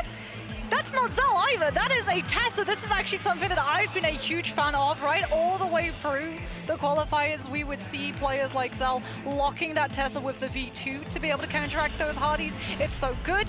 You can't really iframe it if you're in that Hardy ultimate, right? That Tether is going to be able to attach. It's going to be able to do that immediate snap of damage, but more importantly, it's also going to be able to point in the direction that the Hardy has run off to if he's using it in disengagement mode. And as a result, he's not going to be able to find the disengagement or the full reset. You might be able to pull off one pot, but either way, give it a couple of 5 seconds or so, that Tessa is immediately going to be following your footsteps as we can have a look and see where those footsteps are going to be starting. Game number 5. We have 2 more on the docket, Rune, before we see someone on the stage walk away with that very pretty trophy.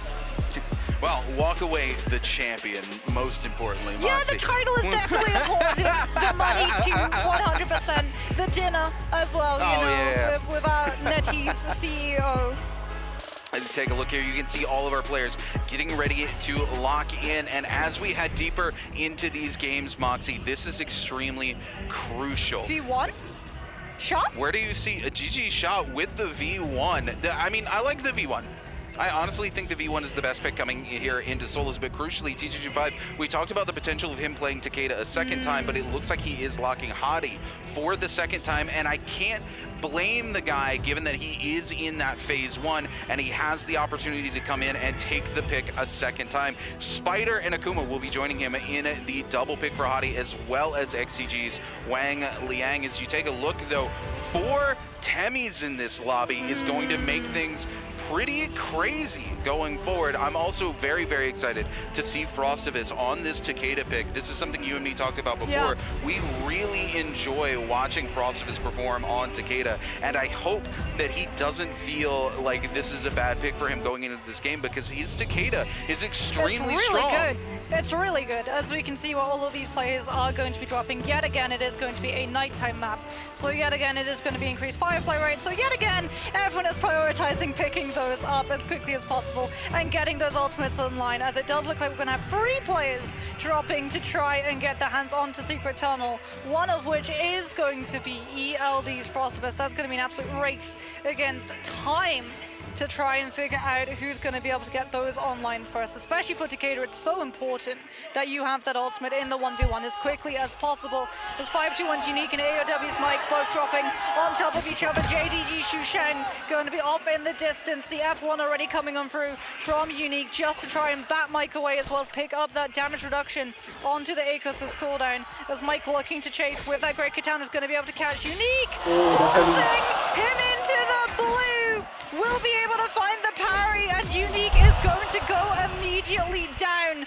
Mike Unique able to push that ACOS into utilizing the F1 far too soon, as Frostivus now going head-to-head against J-Team's action. The Wisp out on cooldown for the Tumulj action with the blue katana, looking to try and bait that parry. Frostivus able to find the connection with the staff action, playing, waiting, charging up the Skirrish to be able to disengage, allowing Frostivus a little bit of reset, but also allowing action to fully heal up that Grey Shield before he comes in with the LMB. Frostivus trying to drop down with the focus strike is going to get intercepted. The parry coming through, and action yet again is going to be able to find the connection with the LMB. Good thing for him, he didn't utilize any cooldown, however, as the third party shows on up. And after that, Akuma with the ultimate fancies his chances in being able to walk away with a win.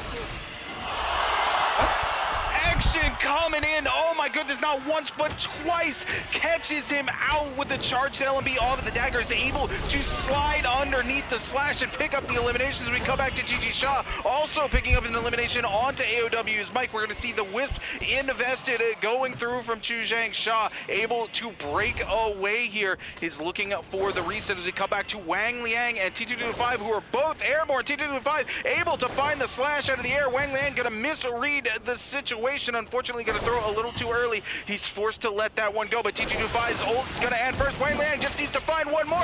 No, he gets griefed out by the terrain. T225 tries to go skyward. He throws the F2. He hits the rooftop, and Wang Liang is able to catch him out and pick up the elimination. Those concussions, whether it's Celestra or other areas, they do grief you. A Spider gets griefed. He falls off of the platform and goes directly into the vertical coming up through from Wang Liang, who's going to be able to find the parry. Spider now back against the wall, forced into utilizing the F2 coming into the vertical to try and intercept Wang Liang. Takes so much damage, has to use the ultimate to keep the pressure up onto Wang Liang, who tries to come in with the LMB on the halberds to catch onto the Hardy as he charges up that triple charge on the ultimate. Spider looking to catch Wang Liang before the Skirrish can come through and find the connection. Catches Wang Liang into the light attack lockdown. Spider just needing one more triple charge, and he's going to be able to walk away with the kill. So incredibly low as XCG's Wang Liang, the F2 utilized from the Hardy. Spider's ultimate runs out the third body. Coming through, Spider picks up the kill, picks up the soul bloom, gets the health reset. Now has to deal with the additional pressure coming on through from OW and Zell, who is not happy. Coming in with that Tesla, looking to catch onto the Hardy, knows that both the F2 and the ultimate are going to be on cooldown. Spider choosing the wrong time to go for the red flash, and Zell is going to punish Spider, sent back to the soul altar, but crucially, he was able to find the kill. Oh my goodness, Zell coming in there, absolutely putting in the works. As we go over to GG Shaw, putting the works onto JDG's Chu Zhang. Chu Zhang finds the parry. He's going to come in, and crucially, he's not going to be able to get the follow-up into the Nessus as Tess has got the F available, but Shaw goes low. He can't make it. He is able to pick up the elimination before the Seductress makes it happen. Oh, Chu Zhang, absolutely on the wire was that one. If that enchantment had gone through, he would have been absolutely cooked. As AOW's Mike looking to just have a little bit of loot up, has purple armor. Zhao throwing out the LMB on that fan, looking to connect onto XTG's Wang Liang, forcing the Hardy out further away into the spacing of that pistol. We're going to see that fan yet again having the pressure. Wang Liang catching on to Zell in case he tries to keep this aggression through the building. Wang Liang now with the F2 going to be creating a lot more distance. Does still take a little bit of damage coming on out of that blue pistol. That Zell is so accurate at being able to land, so accurate in fact that Wang Liang has to go for the ultimate to be able to fully get that reset. Disappearing amongst the trees, utilizing the box to be able to block the line of sight. Will be able to find one heal, currently letting it go through. Zell not able to find an angle to be able to convert that damage into a kill. Wang Liang now doesn't cancel the ultimate early. Okay, will conserve 13%, but it's definitely not what he's going to be comfortable taking a fight with. As we move over now to 5-2-1's Unique here, going head-to-head with WBG Spider for a second time. Here we go, ladies and gentlemen. The F going to be invested, the damage reduction coming through from Unique, but Unique does not want to let this elimination go. He's going to keep giving the chase here. Zell might spell disaster for Spider, though, using the leap to evade the dash coming in from Spider. We're going to see our boy Unique playing this so well here on the Akos. He apparently knows this matchup like the back of his hand, Moxie. The V2 coming in yet again. Unique and not gonna be able to connect onto them. And Spider, though, gonna live to fight another day here, but Frostivus turning their attention here onto 521's Unique. He knows that he does not have that ultimate, and Frostivus is hungry to pick up an elimination as he continues to keep the chase going. He's able to get the grapple cancel here onto Unique, looking for an opportunity to come in with the fan. Will not find it here. Is able to get just a little bit of pressure there, but it's going to be gone yet again as Unique will continue to keep moving. Frostivus finally finds what he's looking for off the grapple, but the F coming in there from Unique will shove Frostivus away. Unique needs to get some space here. He's got 17 seconds left on the cooldown. If Frostivus is able to find the reconversion onto the brewer, and there's nothing Unique can do. He's trying to break the ankles of Frostivus here. Is going to head into the zone as he tries to keep things moving here. He only has a couple seconds till the F is back up. The Fruin comes in. It looks like Unique doesn't have it. There it is. It's off cooldown, but can he survive? The Fruin catches him again, and he will go down to ELD's Frostivus. Frost following before that ultimate can run out, able to find the connection and conversion damage off of those two shoves. Mike now with the RMB forcing one of the Haddies into utilizing the F2 and then swapping over to that purple musket to be able to try and land a little bit more damage so that that other player in the area continues to apply the pressure onto Hardy, ignoring entirely the grey armor Mike, who gets away with absolute murder. KLA's 2-5 now going to be going head-to-head against J-Team's Action inside the realm of Yang. Blue staff, blue armor. J-Team's Action, purple nunchucks, blue armor for that Tumult. Both of these players going aerial, looking to try and chunk through that damage as quickly as possible. Action now swapping over onto those nunchucks, charging it up. Will be able to find a connection onto C25, who's coming in with the staff. We're going to see him going into the Rising Cloud. Action forcing now into utilizing the combo breaker off the F to carry himself over that potential scoop as T25 charging up yet again, manages to juke Action into thinking he's going to convert before going for the red flash of the parry, but Action doesn't fall for it, doesn't throw a focus to be able to clank, and as a result T25 now has to utilize the Hardy ultimate. Action also throwing in the Tumult ultimate to stop the Hardy from being able to find the connection. Both of these players going to just take this moment, slow things down, get that reset. 2-5 about to lose that ultimate. Action's also going to be disappearing in a matter of moments. The Tumult stands not in the way. 2-5 coming in, able to entirely chunk down all of that armor. Will be able to come in with the 1-2. Hasn't got the F2 now. Will be able to use it. Tries to turn around, but Action finds the parry. 2-5 now with the dual blades. Overholding.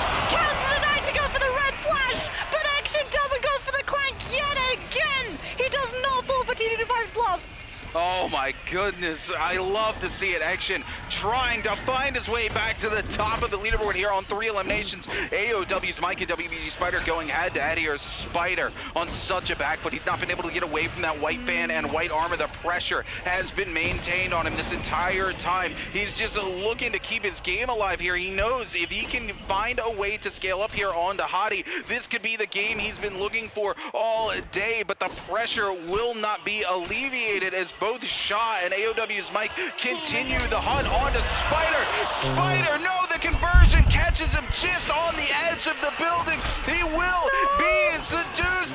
Spider falls to AOW's Mike. Ladies and gentlemen, Shaw feeds him to the blender. Mike slipping in, sees that Spider's gonna get that CC, knows that he's not gonna be close enough for that soul urn. Now he thinks that he can come in and get a second yet again. The Tessa not having the F available. Mike coming and gonna lock it down with the ultimate to be able to confirm this kill. And he sees one player low, one player weak, one player who has the upgrade Mike desperately needs in terms of that scaling. Frostivus on the back foot, going to go down in the meanwhile to XCG's Wang Liang. The Hardy ultimate cut short. Unfortunately, Frostivus' experience in this lobby cut short alongside it. The Soul Bloom still on the body, as that was only our first Realm of Yang rune. This lobby has been so aggressive, has been reduced to 8 players so quickly. It really does not feel like we still have a second Realm of Yang to spawn, as T225 is going to have to pick up a Soul Bloom if he even wants to be able to have a chance of seeing that come into play. Yeah, absolutely. T225 here, like you said, it needs a Soul Bloom. He's got 2 minutes and 35 seconds left remaining to make that happen. He is here in Eventide Temple where a number of players are. He either needs to look for a player and fully commit, or look for an opportunity where somebody else commits to a fight and he's able to slide in and pick up a Soul Bloom, or steal the kill outright, Moxie. Continuing it to see all of the action going on. Panda Man here off to a terrible start here. He's going to lose most of that purple armor, and it's going to continue to take a lot of damage. And here's T225's chance. Zell is going to get away with murder here because Panda Man goes low, and T225 needs this to happen. He needs to make this opportunity come through for himself. Can he get the Soul Bloom? It doesn't.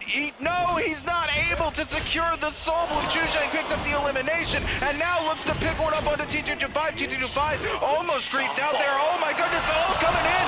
Chuzhang finds one. He finds two, and that's going to be it for T225. Denies the Soul Bloom, denies the disengage with the ultimate. If the Hardy and ult flies through its Mulch Wind Wall, you lose the power of flight and are grounded for 3 seconds, but T225 is going to be grounded a little bit longer than that. In fact, he's going to be grounded until the last game of the day. Mike, 3 kills, J-Team's action overtaking T225 as well in this match. 3-3 for both of these tumultures. Everyone now looking to try to just posture on up to play for that little bit of later game. XTG's Wang Liang wanting to have that experience, but Zell, unfortunately, as a result, is left out to dry entirely. No one wants to commit to a fight when there are so many players in the area, and as a result, this Ferry has not been able to find a single player who wants to hold into that 1v1. Now has to try and go toe-to-toe and force a fight against anyone that he sees. It looks like it's going to be that Tumult. The LMB coming on through from Zell. The jump parry attempt. If Pandaman looks to lock him down, Zell finds the parry. Pandaman losing the armor. Forced into utilizing the ultimate is going to knock Zell with the grapple conversion into the wind wall. And yet again, the Ferry is forced out of the fight. But DRG's Akuma dropping down with the fan griefs Pandaman. Zell denied the Soul Bloom. Is going to go down to Yang Depletion, but Akuma takes him down first. Oh my goodness, Akuma coming in, finding double eliminations here. Chuzhang looking to come in and find yet another elimination for this game, but Akuma here still with the ult in the back pocket. The F2 going to be back off cooldown as we speak. Chuzhang more than happy to let Akuma walk away and pick the body here, but now wants to play Gatekeeper here onto DRG's Akuma. He has the bounty onto Akuma as well. He could crucially pick up some Dark Tide points that he needs heading into late game, but Chuzhang walks into the R&B there from Akuma's fan. Akuma keeping the pressure up, and Chuzhang might have just griefed his own game here as he continues to take so much zone tech. He's going to be forced to utilize the ultimate just to look for an opportunity to find a reset. He's coming back in, ladies and gentlemen. The meter dump onto Akuma. Chuzhang against all odds comes in. He finds the Soul Bloom. He finds so much damage. He finds the Wisp as we head to the realm of Yang, Moxie. Yeah, speaking about so much damage, the R&B on those purple habits have done so much to Mike's health bar. The armor broken, the Wisp from Mike converting into the musket shot. The Hardy F2 going to be cancelled out early into the ultimate. Does XCG's Wang Liang go? Continuing the pressure, not allowing Mike to get that conversion. Wang Liang flying ahead on top of that ultimate from the Tumult, not going to get grounded out of that flight. Mike denied any opportunity until now to be able to find that reshield. Wang Liang taking the opportunity as well. The Wisp playing to the left of the Hardy. Wang Liang knows he can close up the distance without getting CC'd. Drops onto Mike, pushes himself away before the Katana focus strike can catch him. Knows the Mike is going to go for a second run back of the focus strike. Finds the parry, finds the kill, finds the win. Over to the second realm of Yang taking place here. It's J-Team's action versus JDG's Chuzhang with 60 seconds left remaining in the realm of Yang here. It's our lovely fan versus the Nunchucks. Action has been absolutely putting in work here. This is something I have talked about since the invention of the fan coming through, Moxie here. Trigger on those Nunchucks. This is something J-Team's been using all day to find a victory after victory, and it looks like he might just do it again. He catches the uppercut off of the Nunchucks onto the Temi. Temi goes so low, Action just needs to find one more hit. Chuzhang gonna get grapple canceled here, but he finds the RMB off of the fan. Oh my god. I mean, speaking about found things, AOW's Mike was able to find a Soul Bloom. He'd kept one in the back pocket, so that Yang depletion that he had, he doesn't have to worry about that. I don't know if J-Team's action is going to be in a similar scenario, but Rune, we are going to be down to the last 4 players when J-Team's action respawns, and that is not a position that you want to be in when you know that you have 4 minutes. Sans the timer that it takes to be able to pick yourself up from that Soul Altar. In fact, yeah, there he is. Did Action leave a Soul Bloom in Eventide? Looks like he's headed in a very specific area. I think this might be a man who had a backup plan.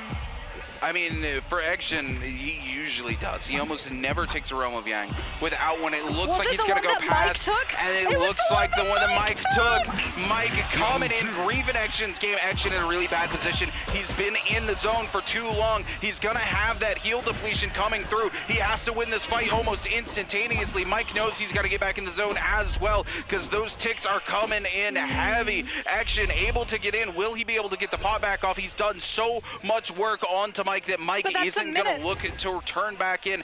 He has 3 minutes left remaining here. He has to find an elimination and keep the pressure up, but crucially was able to get the reset. There we go. Action coming in with those nunchucks again. He catches the Temi on the uppercut there, is able to find the follow through, is able to avoid the wisp as well, but Mike moving so fast, looking to break the ankles of J-Team's Action, as Action it just needs to find a way back into this game, and it's Mike who might have just griefed him out of it.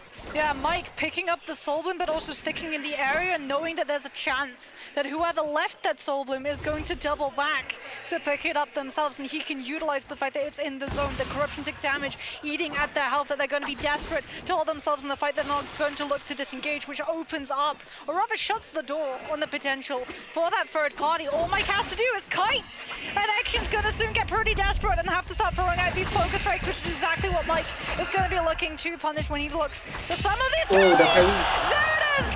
Action forced into throwing the focus strike, now forced into utilizing the ultimate to try to regain control of any of the tempo. Goes in with the LMB on the halberds, but the third body comes on through. JTG Xusheng and XCG's Wang Liang showing on up. Wang Liang with the last couple of moments. Mike! No! Mike took too long in the corruption tick damage! He griefed himself by trying to grief another player!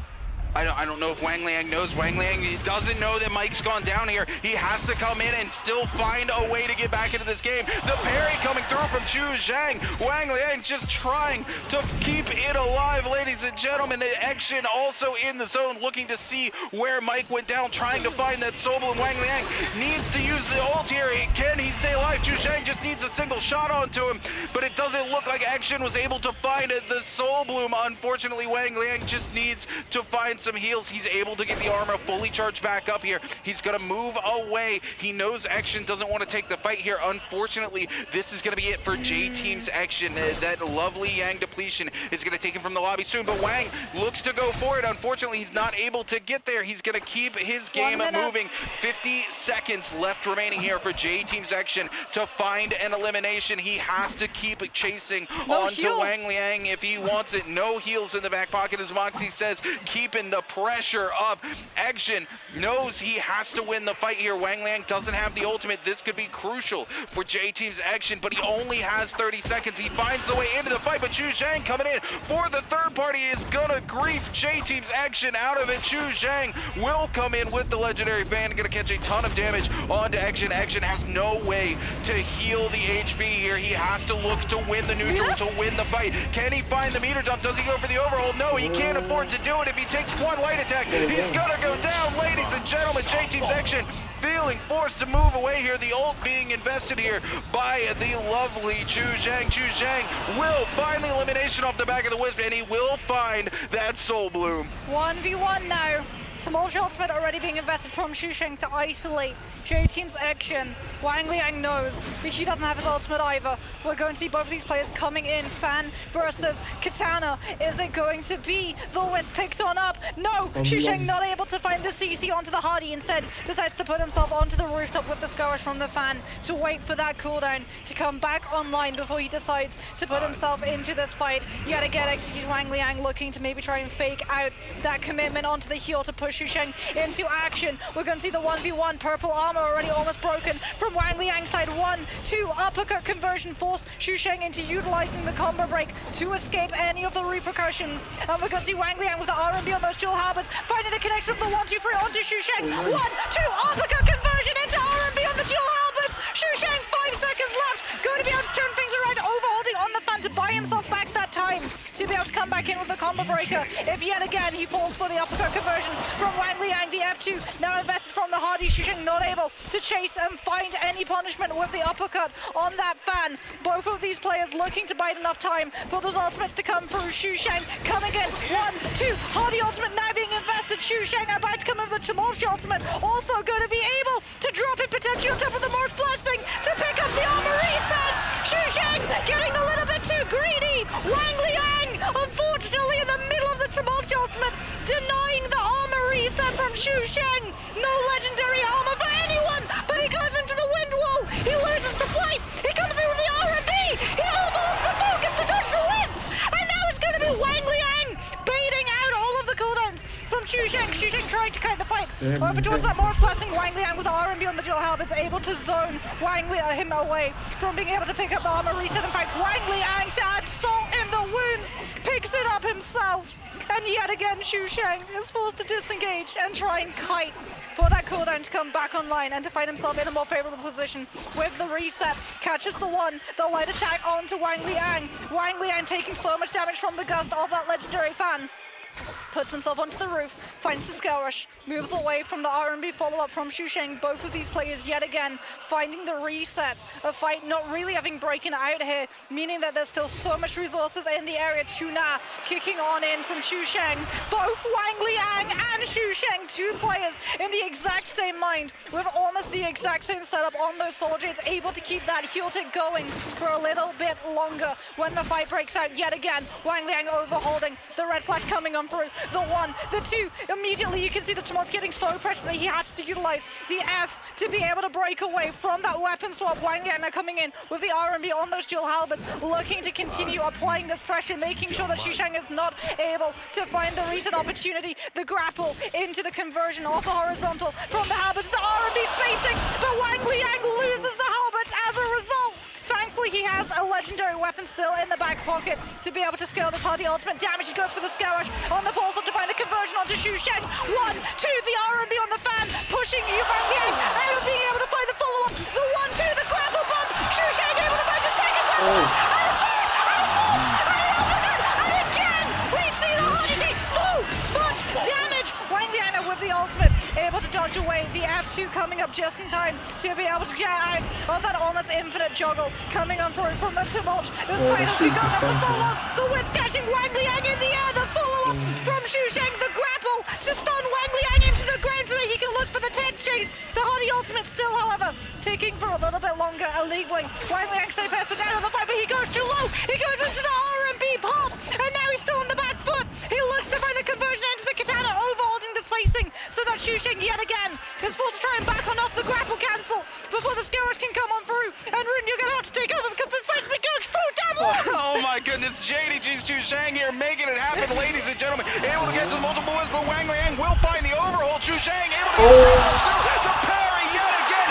That's triple parries. Wang Liang coming back in with the greatsword. Xusheng going to be able to break away as the fight continues yet again. And both players look for another reset. Ladies and gentlemen, we are watching history in the making. This might be the longest solos fight we have ever seen in the history of Naraka on the pro competitive stage. Wang Liang will get a full reset yet again. Xusheng looking for the opportunity, but he might be out of resources. This might be where Xusheng goes down. He's going to add salt to the wound. He picks up the lovely bounty on the Wang Liang. Wang Liang coming in yet again. He's looking for it. He mistimes the parry. He sees Wang Liang, turns it away the second time. Xusheng looking to make it happen here. He's not going to find it. He finds it. Finally, Wang Liang parried 5 times out in this fight. Xusheng coming in, will find the conversion in. There's no F2, but Wang Liang will have the ultimate soon. He needs to kill him before it comes online. There it is. Does Xusheng have the ult? It doesn't look like he has it. There it is in the back pocket. And the fight will continue on here as Xusheng continues to try to find a weakness in the Hottie. He just can't make it happen. The R&B conversion, Wang Liang, there it is. Ladies and gentlemen, JDG's Xusheng comes out on top. You know, that fight, that 1v1 almost went as long as the entire rest of the lobby survived. It was like back and forth and back and forth. The Hardy falls low, the Tumult falls low. Both have the combo breaker. both back on off, both take the reset, both swap to those weapons with the threat of that scale rush that you do not want to try and crush. Oh, I mean, it's so smart coming from both of these players, right? You can see the game plan that's just formulating, and that's what's so impressive about these pro players, that they can look at these really niche situations and so quickly, literally on the fly if you're a Hardy, pick up solutions that you're never really faced with. Like trying to kite the fight as a Tumult so that you can have your ultimate not to lock down the other player, but to take it into the Morris Blessing. And then what's even smarter is that the Hardy sees that happening. He goes, oh, okay, this Tumult is backing away. I know that ultimate's coming back online. I know that he's definitely going to be utilizing that to potentially buy himself the space. But the Morris Blessing is about to come into play. And there's a really fun interaction with Hardy and Tumult Ultimate that you also have with things like Justina, right? That Tumult Ultimate, it only affects when you go inside and outside, essentially through the wind wall, right? So if at the beginning of that Tumult cast of the ultimate, you're already, say, in the middle of where the Tumult Ultimate wants to be, you don't take the hit on the stamina, and crucially for the Hardy, it doesn't cancel your ultimate for 3 seconds. And as a result, he turns his attention away from trying to catch the Tumult on the disengagement into griefing the play of dropping a Tumult ultimate on the Morris Blessing to be able to control it undivided, because the Hardy is zoned out by the Windwall entirely. And to add insult to injury, he goes, oh, you want this legendary armor, this nice new shiny armor, this right here? I'ma just, oh, this is mine now. You want it? No. I got this. Oh my and yet again, we just see reset after reset after reset after reset, because that legendary armor just always enables the Hardy to be able to chunk through all of the damage and clip back into the F2. I'm going to cut you off so you can catch your breath, Moxie, because you were going, that fight was absolutely insane. That might go down in history as one of my favorite fights that we've ever seen. But I think at the end of the day, JDG's Chu Zhang just wanted it more. You could see it in his eyes. You could see by the way he was fighting, he had opportunities where he could have risked it. Instead of risking it, he knew they were the only 2 players left in the lobby. They continued to go for the reset. He griefs himself. Like you said, when he went in and he dropped that ultimate onto the box, I really thought he had griefed himself out of the game. All he needed to do was drop that ultimate so that the box was either on the edge of his ultimate or on the outside of it with the Hottie trapped inside, but it's not what happened. The Hottie gets the read, he panics just a little bit, drops the ult in the worst possible position, but at the end of the day, they take it toe to toe. I do believe at the end it was 8 full resets back and forth between the 2 players, but JDG's Chu Zhang just wanted it more. He was hungry for it. He needed to come in and make something happen in this game if he had any opportunity of walking away the champion, and he was able to do it. Not only was he able to do it, but he's able to do it on a hero that these players have been picking up as a defensive option for if things go bad during the phase pick, and he walks away with like 8 eliminations. Right? It's 8 eliminations in the first place finish, meaning a game score of 14.2, which is the highest scoring game we have seen all day. That's 100% going to have a huge ripple effect in terms of our overall leaderboard as well. Oh my goodness. Like you said, I think that was one of my favorite fights in all of Naraka. In fact, probably when we cut to like the replay of the match, it's only going to be about a 1/9 of what that fight actually ended up being. It's so smart. Like you said, he doesn't overcommit. He does have that little bit of a hiccup in terms of the positioning of the Tumult ultimate,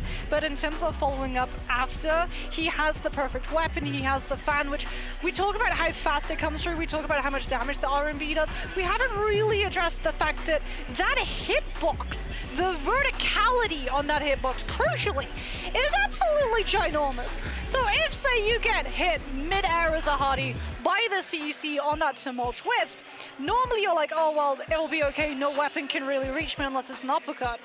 But the R&B on that fan does so much damage and so much stagger that Chu Zhang is able to utilize that one little bit those couple of moments where that Hardy is stuck in that one position with the R&B into full conversion before we hit into yet another reset. If he hadn't found that moment, honestly, Rune, I don't think we go 8 resets. I think we go until the zone collapses. Absolutely. But speaking of throwing that fan out, JDG's Xu Zhang has crucially thrown himself all the way into 3rd place, surpassing T225 and Wang Liang, and he is within distance. He is 9 points behind. If we come in to this next game and the lobby can hold AOW's mic to 0 like we saw in this previous lobby, it is going to be JDG Xu Zhang who has an open opportunity to walk home with the trophy, the prize money, and the title. Oh, that LMB. Onto action, into the parry from Frostabus, and then the conversion as well into the next LMB. Zal now griefing Spider, the skill rush on that pole sword, just pushing Spider into absolute panic mode, goes for the red flash twice, misreading the opportunity. As a result, puts himself into a really rough position as Mike sees that Tessa V1 knows the Tava player and will be able to find that kill, taking Spider out of the lobby. Mike there, getting to pick up GG Shah, not leaving any room for a potential third party with the Smosh ultimate as JDG Xu Zhang. There's the moment that Pandaman loses that Vermilion Birds Mite. There's the moment that one of our players is griefed out of being able to pick up a Soul Bloom. Speaking about absolute grief, that's absolute grief. TOG's Akuma nowhere to go. Held into position by a Tumultuous Wisp into the wind wall, into the meter dump. There's no way playing that, unfortunately. I mean, Xu Zhang took a massive risk turning into that fight to begin with. It was all or nothing for him when he turned around that corner. He had to find the perfect position to make that play happen, and he was already at heal depletion. He needed to get in there. He needed to make that happen. He needed to pick up the Soul Bloom, and he was able to do it. And not only was he able to do it, he was able to take it all the way, as we're about to see Temmie on the stage for the MVP. So much for being a defensive pick, just so that you don't have a bad game. As we see time and time again, Temmie has been here as the MVP for every single stage of the J-Cup Finals. Here it is, ladies and gentlemen, JDG's Xu Zhang, his first MVP of the J-Cup. 28,000 damage, 8 eliminations, and 9 parries, Moxie. 16,201 damage on the fan. That's crazy. Like we said, a lot of these heroes, these players as well, they did coming into the Siege Tumultuous sort of like that damage control hero, right? You don't get your Takeda, you don't get your Hardy, you don't get your Farrier. Maybe we're gonna go Tumultuous. Kind of both. You get the spacing, you can push your opponent into backing on off because they have to utilize things like the blue focus to be able to get through those wisps. So a lot of the time, even if you don't successfully find the CC, you're still buying yourself a little bit of a reset, not the full reset, mind you, but enough to be able to take those opportunities and back on off entirely. And I think, honestly, for me, like my favorite part of that entire lobby, it wasn't the killing blow, it was the grapple juggle. It was 1 grapple juggle, 2 grapple juggle, 3 grapple juggle, 4 grapple juggle. It would have gone on until infinity, until that Hardy F2 was able to come back into cooldown. In fact, that would have decided the game entirely if that Hardy F2 hadn't come back into play. That is insane to see, and the skill of being able to do that in the moment. Like, so often we see 1 grapple juggle into, you know, something like a weapon swap into the dual halberd R&B or the dual blades, but that grapple juggle, I think, is my favorite of the entire J-Cup so far. Well, this is something we talk about all the time, right? The reason we don't see multiple grapple juggles here on the stage in pro competitive play is it's simply not optimal. You're not doing enough damage fast enough to be able to pick up the elimination and get away without the threat of that third party. Because the longer you stay engaged in a fight, the more risk you run of the third party coming through. So only places we typically see that is something like the Realm of Yang, where somebody knows that they're able to come out on top.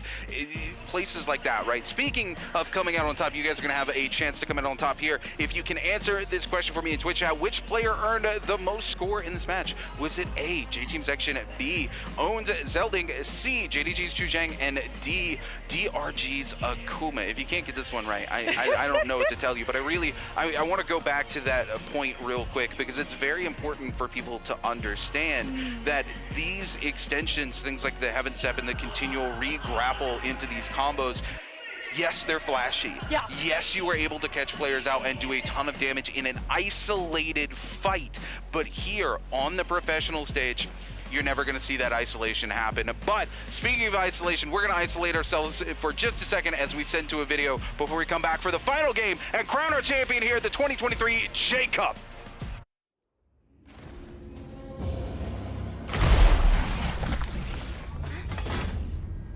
Teacher, the water here is also contaminated. The contamination is only a symptom. To find the cause, we must look elsewhere.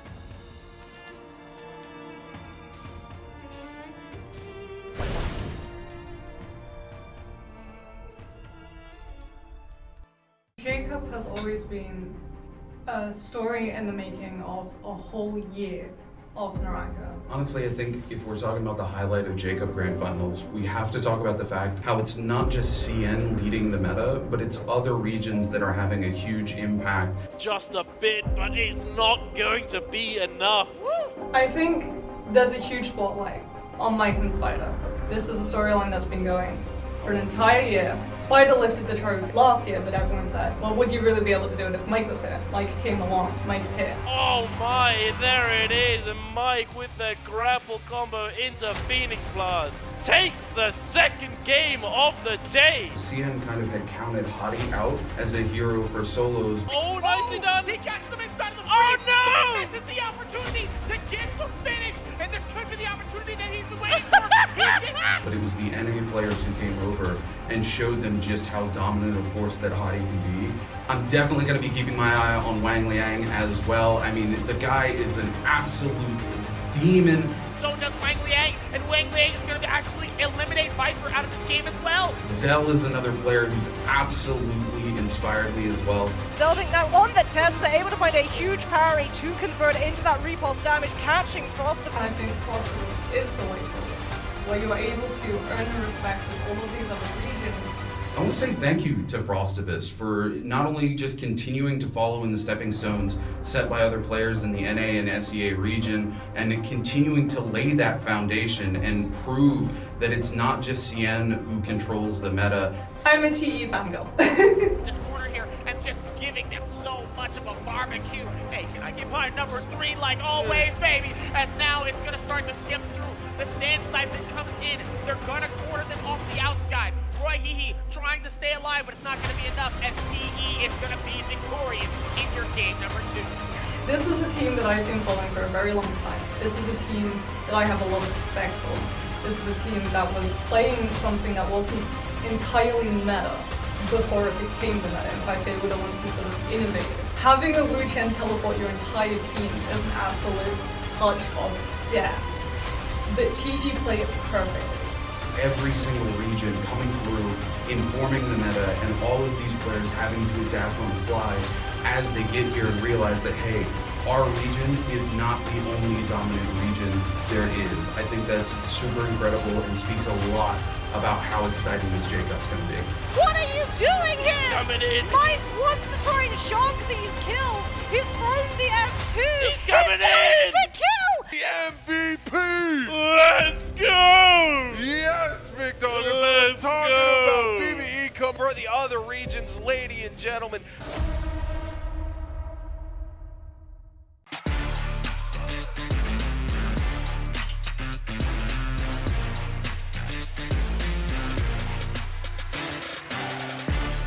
Welcome back, ladies and gentlemen, to the beautiful stage here in Chengdu. I'm your host and your caster, the Runekeeper. Joining me is the lovely Moxie, and we are one game away from crowning your solos champion here in the 2023 J-Cup World Championships, and it's still up in the air. It could be AOW's Mike, it could be JDG's Chu Zhang, or anybody sitting in the top 5 right now. This final game is going to determine it all, and I hope you're sitting on the edge of your seats because you're going to need it. Because if this was game 5, you can bet game 6 is going to be one of the most crazy experiences we've ever had here for Naraka Bladepoint. I mean, maybe not the edge. Honestly, with how long that last fight went on, if you're a little bit too close to the edge of your seat, I think you might fall off of it by the time that we actually finish and decide who is going to be walking away with that title, because like you said, Rune, that was game 5.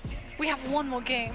These players, they know they have one more chance, and that's when everything is put on the line, right? From start to finish, there is no reason to hold anything back. Just like there's no reason not to join the official Naraka Bladepoint Discord server. You know, there's some absolutely wonderful people. There's some really nice community events that are always going on. You can find a lot of players to be able to buddy up with, so you can run your duos and your trios without having to worry about random Wu Chens cancelling your ultimates early because they got a little bit worried about the potential of a threat, and they threw in the V1 just as you were using your Yoto ultimate, which hasn't happened to me. I wouldn't know anything about that.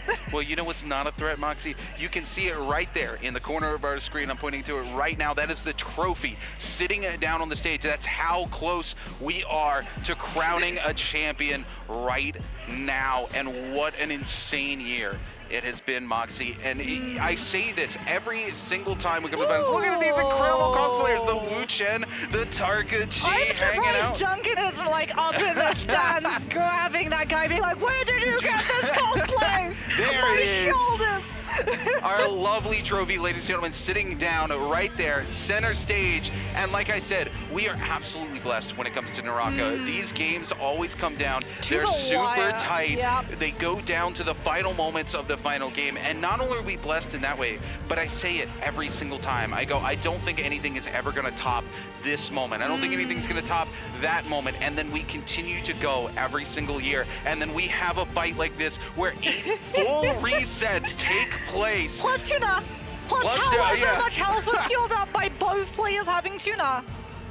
We cut to JDG Xu Zhang, and he's using Tuna, and I was like, there it is. There's his advantage. He's going to lock this down. We cut right back to Wang Liang. And it's like, tuna. And I'm just like, oh my goodness. I love it. It's moments like these that make history in esports, and that moment, you can bet it's going to be up on Bilibili. It's going to be up on YouTube. It is going to be up everywhere, and people are going to be talking about that fight for years to come. Yeah, I mean, it was the fight that killed both of our voices. Like, if you tune into it, you're like, huh, Moxie and Rune sound a little bit hoarse. Maybe it's because we had to hype fight literally at top level bell curve of casting for a solid 8 resets. In fact, I can't wait to see the stats, because you know how Prod Like Duty's amazing stats where it's like, some of these teams took so much damage, it's equal to all of this. I would love to see the stats and the amount of damage that was dished out, as we can have a look at one of those stats that is not set in stone, is definitely prone to change, but for some of these players, they don't want it to change. And one of those players in particular is this guy right here, AOW's Mike, currently leading the pack, but Rune, like we said, we don't know until that last game finally wraps, that last zone finally collapses. And as a result, there's got to be so many nerves, so much pressure on the line for every single one of these players. Crucially, I will say, the stat that we just looked at, by the way, ladies and gentlemen, was top kills and eliminations. And if you were unaware, there is a separate trophy to be won here at the J Cup for the top MVP. And the state that we have AOW Mike in right now with 48 eliminations, the second closest being 28 eliminations. I don't think anybody is in a position to be able... No, it's not mathematically possible. Yeah, there's no way for anybody to be able to take that MVP away from him. So no matter what, AOW's Mike has already secured himself the MVP trophy. And I'm going to tell you right now, I'm not going to spoil what it is, chat, but we have seen a glimpse of this year's MVP trophy. And let me tell you, it is a shiny, shiny piece to be taken home and for Mike to be putting on his wall. As we take a look, there it is one last time. That's the one he really wants. That's the one he really wants. And again, if he is able to come out on top, it's going to be the three-piece. It will be the spring split, followed by the summer split, and the J Cup championship. He will be the only player in Naraka history to walk away. Yeah, we've never had any one particular, either player in solos or team in trios, that has been able to put together in the same year both championships of MVPL and J-Cup. That is absolutely insane, but now we're going to get to see that advantage that you talked about when we were headed in to the second half of the day. Frostivus, having started out, is now going to be in the first phase. Will get the ability to pick his hero first of all, and it's going to be so interesting to see what he decides to do with that.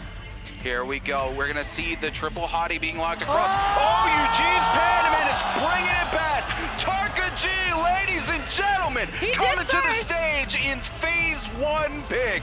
He did say that if he felt like he had a good game on his first target, he would double pick. And the man is true to his word. As AOW's Mike playing for sustain, playing for survivability. Going to be running that Z-Ping, GG Sharp with the Tumult. We've got two testers now coming through from J-Team's Action and and Zell. No surprises there. This is a pick and hero that Zell has been very comfortable with all the way through J-Cup, and that means Takeda is potentially there for 2-5, but he doesn't pick it instead. We get a Wu Chen! We get a Wu Chen, ladies and gentlemen, coming in from Wang Liang and the Matari being locked in by DRG Zakuma. We did say a game it was going to be 6. crazy. We said we don't know what's going to happen. We don't know who's going to walk away with the trophy. Some weird stuff is going to happen. And that is exactly what happens. And here's the thing. It's game number 6. These players have no reason to hold anything back. This is where we see the strategies that they've been holding on to the entire run of J-Cup. This is where we see the strategies they held on to for the entirety of pre-finals, because they knew there was enough downtime. There was a whole week between pre-finals and today for coaches to be able to counter-strat. I love this. Game 6, ladies and gentlemen, it's getting ready to go down right now. We're about to crown our J-Cup Solos champion. We've got Wu Chen in the building. We've got Matari in the building. We've got Tarka G in the building. We've got a stadium full of some of the most incredible fans in the building as we get ready to take it home. Let me see that Wu Chen V2. Let me see that Wu Chen V2 so you can hit confirm into weapon swap. I know you've got it in you. I really want to see it. I am so excited, Rune, because these players, they're not going to know about these picks. It's so exciting. We're going to see all the it is! Wang Liang, XCG, Wu Chen V2. He's going to be looking for that Swapperoonie. Yeah, it is indeed going to be quite literally the Swapperoonie of the ultimate into the Swapperoonie of the weapon loadout. I love it, ladies and gentlemen. This is going to be something special. If you've never seen it on the pro stage, you're able to bait out the golden F of your opponent. You hit him with the V2 Swapperoonie into the hit confirm. They'll follow up with something like a staff with the weapon swap into a greatsword, and you send somebody packing. This is going to be so exciting, especially if he decides to take it into the realm of Yang, where you don't have to worry about the terrain goofing over any of the conversion after that hit. Confirmation. All of these players coming in, the surprise strategies now fully revealed, the aces up the sleeves now fully played out on the table. All we have to play out now, Rune, is the last game of the day. Where are these players going to be dropping? Who's going to be able to get their hands on those Fireflies? AOW's Mike with that Z-Ping, playing as conservatively and far away from all of these other players as possible. Crucially, he is not dropping to try and scrap over Fireflies. He is dropping where he knows no player is going to be because no Fireflies are around. Yeah, and look at this. Gifted by the Naraka gods with some loot right off the back immediately.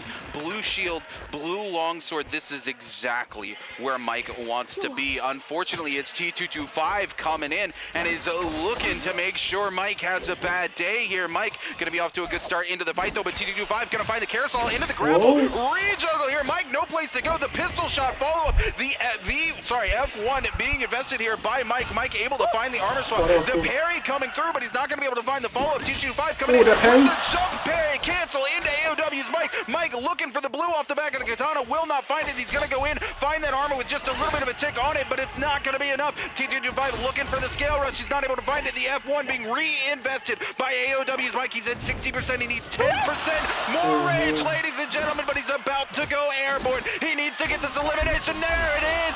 T225 sends AOW's Mike back to the soul altar. Leaves the Soul Bloom as well. He's going to be planning to go into that realm of Yang. Mike unfortunately having to go back to the Soul Altar, like Rune has said, by trying to play conservatively and as safely as possible. He put himself right into the crosshairs of danger. The Spider coming in, looking to try and find that conversion into the uppercut with the katana to swap into something like the Jewel Blades, forcing the Xu Sheng into utilizing that F2 a little bit earlier than the Hardy wants. There it is. Spider with the back pocket, show that he has those Jewel Blades. Xu Sheng having to just keep himself out of this fight for as long as possible. 7 more seconds and the F2 is going to be cycling back into cooldown. Both of these players vying for the spot to be able to control all of the money therein and roll for those Swords of Destiny. The Xu Sheng is taking so much damage. Spider locking down the fight, knowing that the Hardy is going to be low, looking to disengage. Commits the Tumultuous ultimate. Xu Sheng caught against the wall. Going to go into the wind wall, into the wisp. Has to go through the wind wall, losing so much of the stamina, getting the Scarish Spider, unfortunately choosing the wrong door, had a 50-50 on where Xu Sheng was going to pick the angle to try and Scarish away from. Rules the dice, doesn't manage to call what it's going to land on, and as a result, he's going to be able to live another day. Mike now putting himself off of the Soul Altar into Celestra. On that Z-Ping will have the ultimate, but it looks, Rune, like he has a bounty on his head. Someone is chasing this zip. Someone is not going to allow him to slip away quietly and play for that late game. This is exactly what J-Team's Action needs. He needs Mike to be eliminated from this lobby, and he will be able to climb his way up if he can find a victory in this game. T225 in the exact same situation. Xu Sheng able to lock down DRG's Akuma, coming in with the re-grapple. The terrain actually going to come through and cut him out at the feet here. Akuma will live to fight another day just because we're going to see the teleport being invested by Matari. Akuma going for the grapple to get away, but Xu Sheng not willing to give up on this elimination, is going to keep the chase going. Xu Sheng is still within spitting distance of taking it all here, ladies and gentlemen. He has to find as many eliminations as he can. WBG Spider coming in for the third party, going to keep the pressure up onto DRG's Akuma. So will 521's Unique coming in from behind, and DRG's Akuma continuing to utilize that fan movement here, those scale rushes to get away. The teleport coming through the retrace. It looks like Spider still on the heels of them, not going to allow Akuma to get away. AOW's Mike caught out in the mix here. This is not where Mike wants to be. These players know he's the only zip in the lobby, ladies and gentlemen, that's going to make him a very, very juicy target going forward. Mike needs to be very careful about showing his hand. Yeah, but he put himself into Celestra. He knows even if he gets spotted, because of the way that Celestra is laid out for a Z-Ping, it is the perfect playground. You lose sight of that zip for a singular second, she's gone. With the wind, Xu Sheng might be gone. With the Akuma finding the backstab, the Matari ultimate going to be coming through. Xu Sheng slipping away into the buildings to be able to break out of that Matari potential follow-up. And yet again, we're going to see Celestra coming into play with just the amount of buildings, the closeness of the space, how easy these players with their movement prowess are able to convert into those scale rushes, into those so clean disengagements, which a lot of the time, in fact, last year in the J-Cup, the disengagement actually really separated and decided the victor, and placements of those players higher up on the leaderboard. And you can see that all of these players, even when they're talking in interviews and kind of giving suggestions on what you should do when you're coming into Naraka and wanting to improve, they don't say learn your combos, they don't say learn your hero matchups, they say learn your movement, because they understand how important it is, not just to win the 1v1s, but to survive when someone else shows up in that isolated engagement. As Wang Liang now on that Wu Chen, utilizing those blades to be able to get a little bit of shield reset as well as movement to put himself onto that rooftop, having been chased by JDD's Xu Sheng, does have the V2, doesn't want to commit the ultimate, swaps over to the pulsar to be able to find that scale rush. As we hear the sound cue, Realm of Yang soon to spawn on up. I want that Wu Chen to go for a rune. I want it so badly. Oh my goodness, as we come back to it, Wu Chen here on XCG's Wang Liang, continuing to trade blows with JDG's Xu Zhang. Nowhere near a Realm of Yang. Wang Liang wants to pick up this elimination. He's got Xu Zhang low. He's into the white armor here. He's going to go ahead and invest all three of those Fs to get the armor back. Xu Zhang going to be forced to use his F as well. The follow-up coming in from Wang Liang as Xu Zhang continues to take damage here. Xu Zhang going to feel forced to go back towards the edge of the zone. The zone not quite going to fully collapse onto him here, but he is continuing to be dogged down by XCG's Wang Liang in the background. He's going to feel so forced that he has to use the ultimate. He wants to try to position Wang Liang into the zone, but he's not going to get it here. The slide going to be a little too slow for Wang Liang to get the escape here. Xu Zhang might have found the weakness coming in here onto Wang Liang. Wang Liang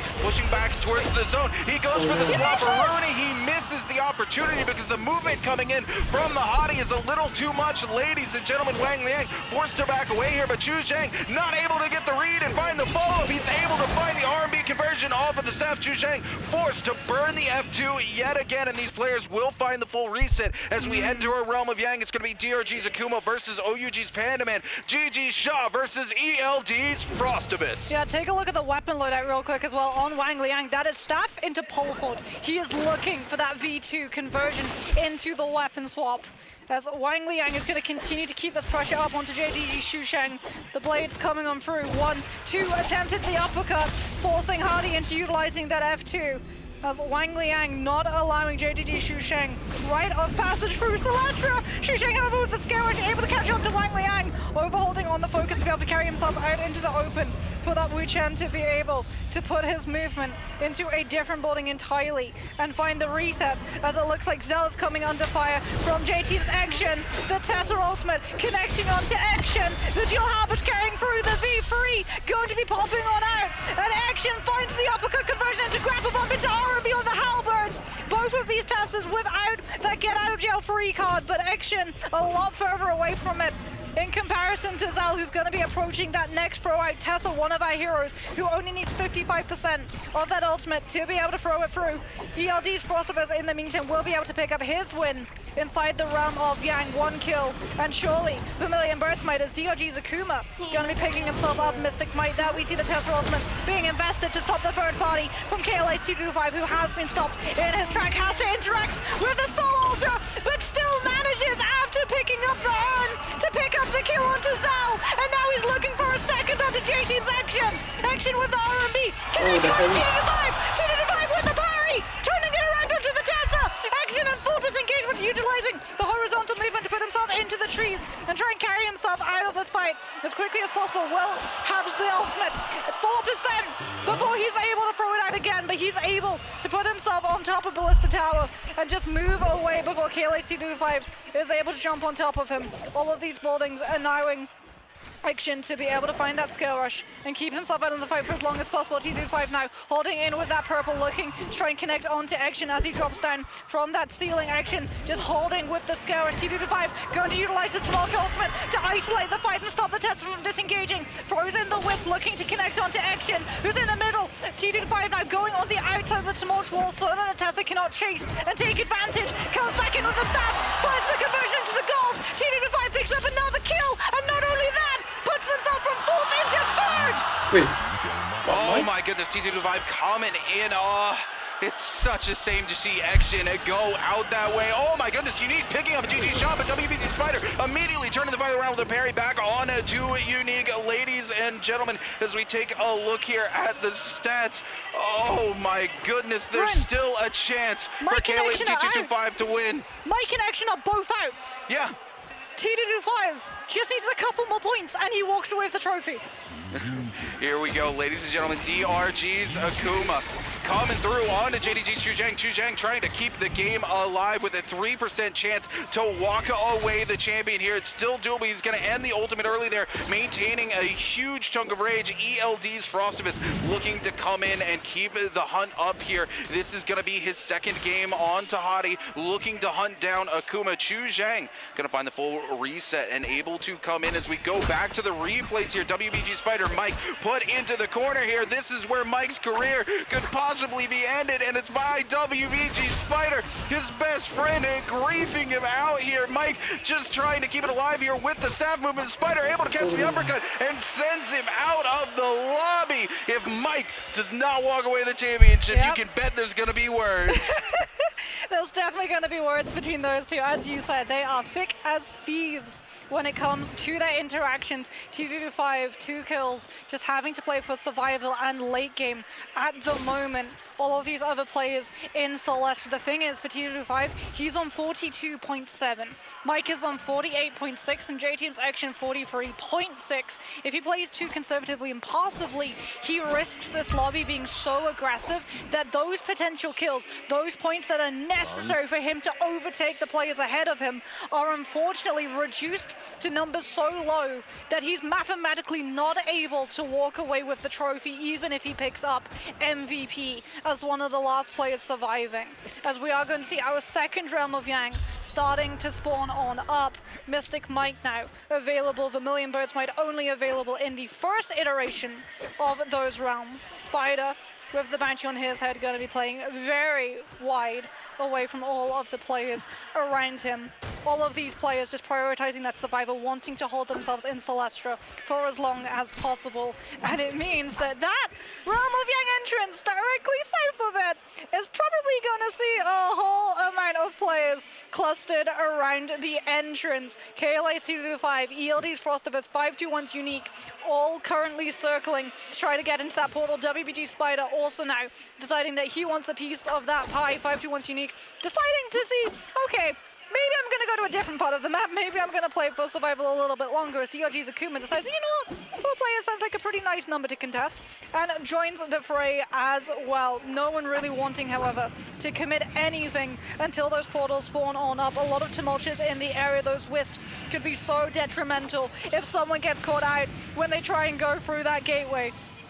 T225 here really needs to find his way into the Realm of Yang, and he's going to. Ladies and gentlemen, it's going to be DRG's Akuma versus KLA's T225. He needs every single elimination that he can find on the board. He had no choice but to come into this Realm of Yang if he wants to walk away the champion. Ladies and gentlemen, it's going to be Temi coming in, looking to lock it down. Akuma going to take the first hit here. The fan LMB coming out, clips it for just a little more damage. The jumping parry from KLA's T225. The teleport coming in from Akuma, looking for the R&B off of the fan. He will find it. Akuma, no place to go. Akuma has yet to utilize the ultimate here, but T225 has got the lockdown. The Wisp going to be coming in. He's able to get the re-parry. And ladies and gentlemen, DRG's Akuma goes down, and KLA's T225 comes out on top. Another kill picked up, another point converted. WBG Spider with the uppercut conversion onto Frostivus with the nunchucks, chasing after Stormford also coming into play. Frostivus able to find the parry. Spider having to utilize the F to be able to break away, going to throw the ultimate, but Frostivus continues to chase down and will be able to find the kill with that legendary damage from that spear. But my goodness. This rune, these kills, as flashy as they are, unfortunately, in the face of the point differential between both Frostivus and Spider, they do not matter. They are not going to be able to close the distance and walk away with that trophy. T225 is currently the player, the only player, I do believe, who has an opportunity to be able to make and bridge that distance and walk away with that win, with that trophy. This is a player who said when he was coming into the interviews, he was not happy with his performance. He knew that he could perform better. He was not happy that he only just managed to break into J-Cup, especially after how dominant a hold he had with his debut last year. This is a player who has had a year of experience learning about the players around him, learning how to improve, learning how to counter, learning how to play the macro. This is a player who has jumped in one game from 4th to 2nd and now stands on the absolute edge of being able to walk away into that first spot. So I hate to disagree with you, Moxie, you know this, but I've got to disagree with you about your point when it comes to WBG Spider and ELD's Frostivus and these kills not really mattering for them, because every position these players are able to climb up in this final game not only means more money, it means more prestige, and especially when it comes to ELD's Frostivus, he is representing not just NA, but also SEA. He is a cross-region representative, the first cross-region champion. For him to be able to climb up here from the bottom 6 into top 6 would be absolutely massive for him. This is a fight going on that's nowhere near T225. That's the worst thing that could possibly happen. T225 needs to be able to find these kills, cannot allow anyone else to start walking away with wins in this lobby. He has to play aggressively, he has to play proactively. But Frostivus, Spider, and Akuma are all currently in this area, and T225 is not on the map. Akuma is about to go down, and T225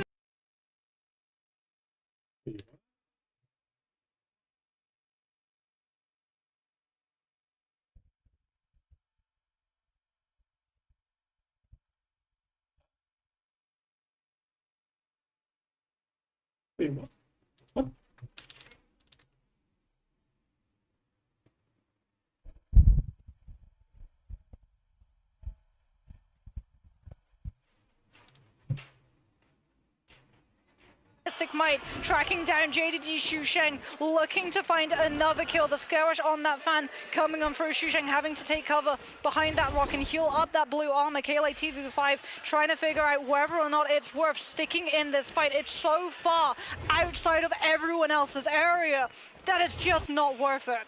Yeah, as we cut back here, we're going to see DRG's Akuma just getting a blitz through here by WBG Spider, trying to keep the game alive for himself here. But as a Soul Matari in the lobby, it's going to be hard. ELD's Frostivus looking to come in and snake the kill out from underneath WBG Spider. Like we said, every single elimination here matters so much for both of these players. Spider coming in, he's able to find him on the edge of the ultimate. He's able to find the re-whip. There it is, ladies and gentlemen. WBG Spider will pick it up. ELD's Frostivus now looking to turn on him, but T225 crucially shows up, and he needs to stay in the fight, Moxie, if he wants to be able to walk away the champion. Every single kill that goes away that he's not a part of is the championship slowly slipping away from him. I mean, you saw how desperate he got, right? He has a bow in the back pocket, but he looks for the skirmish entrance with the nunchucks, which will do more damage because he wants to get that kill as quickly as possible before Spider is able to take it away from him. He is denied that kill, but crucially, he has been able to find where the rest of these players in the lobby are. So if another fight breaks out, he's going to be in the area to be able to play, to come in and grab out some of those kills, hiding the legendary katana in his back pocket, hiding one of those blue fans, playing with that purple, playing with the ability to come in with the RMB or LMB to convert either into a fast kill steal or space control as he takes a little bit too much damage. KLA T225 knows he is a mulch. A lot of these players around him are potentially going to be hardies looking to play when that zone collapses to come in with the ultimate to knock all of these players out of the way. T225, he has enough kills currently that he just wants to make sure that he makes it to actually have that kill multiplier come properly into play and pick himself up as much points as possible. He's also going to use that Morris Blessing to bait some of these players into taking those fights, and one of those players is going to be Xusheng. Spider also showing on up. Who got the legendary armor with Spider? Spider walks away. KLA T225 picks the purple armor up. The Spider left behind. Frostivus takes the kill. T225 denied. And suddenly he has to take a fight against Spider. The two shots were being invested. T225 about to lose the team of Jacob. He's going to go down. Potentially he has to slip away. No! He gets picked up by 5-2-1's Unique. I take it back. WBG Spider and AOW's Mike not about to have bad words anymore, Moxie, because Spider may have griefed Mike out of the lobby, ladies and gentlemen, but Spider comes in and says, hey, you know what, you're my best friend, I can't let it go down like that. He picks up the elimination on T225. I gotta give it to T225, though. This is a player so many people counted out, and he's gonna be walking away in second place, Moxie. AOW's Mike, ladies and gentlemen, is gonna be your champion for this year's J Cup. What a game. Well, we said that we didn't know who was going to pick up the trophy until the zone collapsed. That is a little bit incorrect now, as like you said. All of these players left in the lobby, unfortunately not going to be able to, no matter how good a game they have after this. Not going to be able to close up that distance. Frostivus now just playing to show that NA and SEA still have a place in the Naraka esports scene. WBG's Spider taking a lot of damage, going to backtrack over to that purple armor and pick it up for the reset. 3 players left in the lobby. Frostivus now trying to turn onto Spider, pushes him into Unique, who's looking now to grief onto this tumult, seeing that he's incredibly low, gonna stop any potential for that full reset from coming through. Spider wisely kiting the fight over towards Temple to be able to come in with the skill rushes and drop the tumult ultimate directly onto 521's Unique, allowing him to just break away from the fight long enough to get a little bit more of a reset. And 521's Unique, in fact, decides to back on off entirely. Frostivus, in the meanwhile, gonna be backing up onto the high ground, waiting to see whether or not these players commit to the fight. And if he can apply some more of that pressure with the bow, Frostivus incredibly adept with this weapon. In fact, in all of his highlights, a lot of the time we do see, even at things like the base of Ballista Tower, Frostivus on the high ground, coming in with those bow headshots to be able to pick up those kills out of danger. Yeah, absolutely. These 3 players here looking to play it out to the very end here. There is money on the line. Unique only needs 0.3 more points to move up into that 10th place position, and that's crucially the final money position, Moxie. So he is still fighting for it. WBG Spider and ELD's Frostivus also, again, we talked about how important every single elimination is for these guys. So this is going to go to the very final seconds between them. And again, there's a lot on the line for all 3 of these players. Again, 521's Unique. He is very, very close to walking away with a big chunk of change here in J Cup. We also, of course, have WBG Spider, who has not had the performance he's wanted at all today. So this is his last opportunity to really showcase that Spider mentality and come through and have a dominating performance in a game here in J Cup. And again, for ELD's Frostivus, he is a cross-region representative for both SEA, for North America as well, and this game means so much to him. If you've ever sat down and talked with ELD's Frostivus about how passionate he is about this game, he's not just good looking, he's not just a pretty face. This man really cares about the state of Naraka. He is so passionate about how much he enjoys this game. So for him, every single fight he's going to be taking here in these next couple of moments means so much. Yeah, I mean, it's also his first J Cup too. So we have so much still to see from him. He's an incredibly young talent. He's still sort of figuring out his position inside the J Cup, and also all of these other regions coming through with all of their separate identities. Frostivus has done so much. Just seeing how he interacts with all of the other players inside the practice room, like, it was an absolute joy to see. Players from MBPL would be sitting down, they would be zero banning Frostivus, one of them would lose, instantly another MBPL player would just hop into that same scene and be like, it's my turn, I want to figure out how to beat this guy. Everyone came together to try and figure out how to take this guy down, and if that isn't a statement to how strong a player Frostivus is, I don't know what is. Well, not only is it a statement to how strong a player Frostivus is, this is something we've noticed being here this year. This year is very special, not only because it's the first LAN as well, but this is really the first time we've seen players from all the regions opening up, sharing tech with one another, excited to play with each other, and that's such a huge thing. It's a marvelous milestone for us here at Naraka to see these regions really coming together and just looking to compete as the best they possibly can. I mean, speaking about the best, you just saw Mike on screen, but 521's Unique is the one currently in danger. Has to utilize that hardy F2 into ultimate. Gonna just use every single movement ability in the book to get himself onto the high ground and out of the way of both Frostivus and Spider. Spider coming in with bow shots on the right side. knowing that the Hardy has run off two there. The second that this ultimate drops on out, these two players are going to be on this Hardy, and they're not going to let him go. 5-2-1's Unique, unfortunately not even able to close up the distance onto one of them, so that he can put them into a place that they take so much damage that he buys himself a disengagement. Just charging up with that staff, threatening the overhold on the vertical. Now we're going to see these players start to pressure him, knowing that the zone's about to push Unique out of that position of the high ground onto the low ground, where he's going to be a lot more vulnerable. Stormstrike making it a little bit harder for them to fully find the commitment, and in fact it looks like, yeah, they've been a little bit impatient. WBG Spider's pushed into the end of that zone by Frostivus with the fan, has to utilize the Scourge off of the cliffs to put himself back onto the high ground, and as a result, Frostivus and Spider take a 1v1. They allow 5-2-1 Unique the full reset.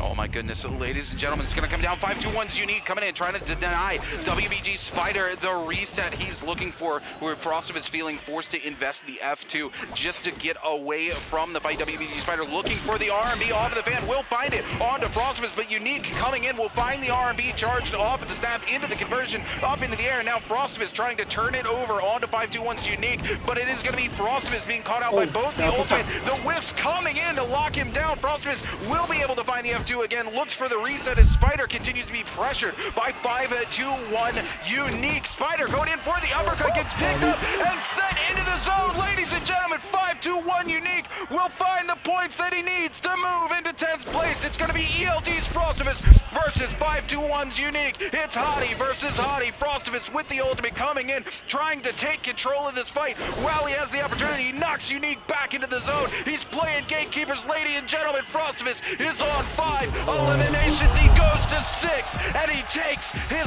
first MVP of the finals. He takes the MVP, but no one can take the trophy away from this player.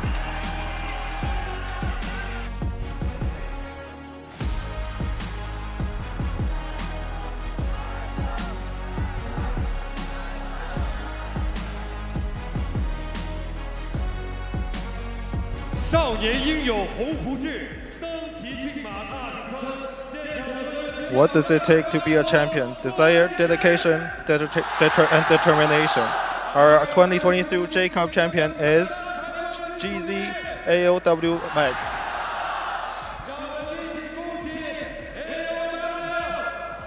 Let's hear applause for AOW Mag.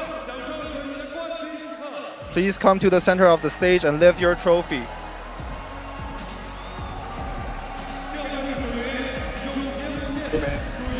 This is the time for Naraka Bladepoint for the MBPL. For J-Cup, this is the 2023 J-Cup champion, AOW Mike.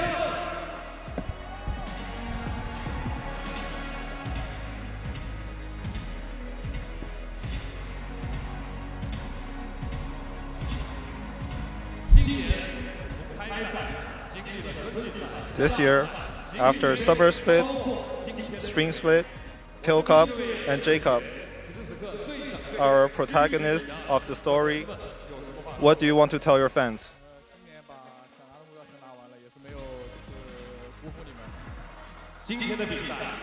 Winning all the championship, I didn't let you down, fans.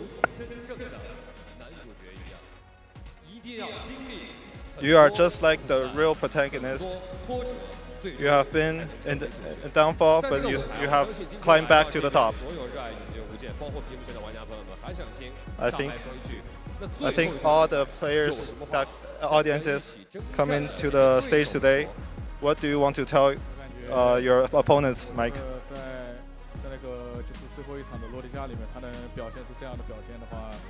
I think that in the early game, if you can do this to me, I think you earn my respect. Second, please.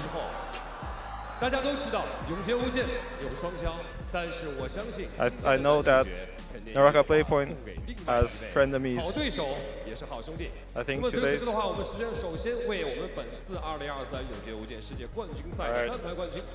So we will be presenting the solo champions the medal. Please welcome the Senior Vice President of NetEase, Zhipeng Hu. 首先，我们将会为我们的这一次的单排冠军 AOW 麦克率先送上属于象征着节杯至高无上。We will be presenting him the championship medal.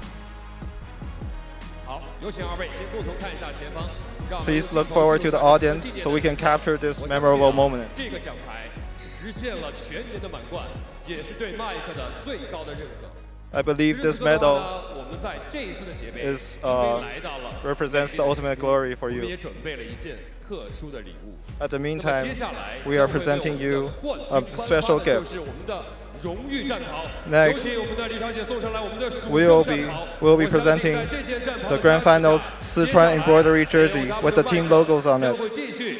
Please present the jersey to Mike. 同样，我相信啊，麦克。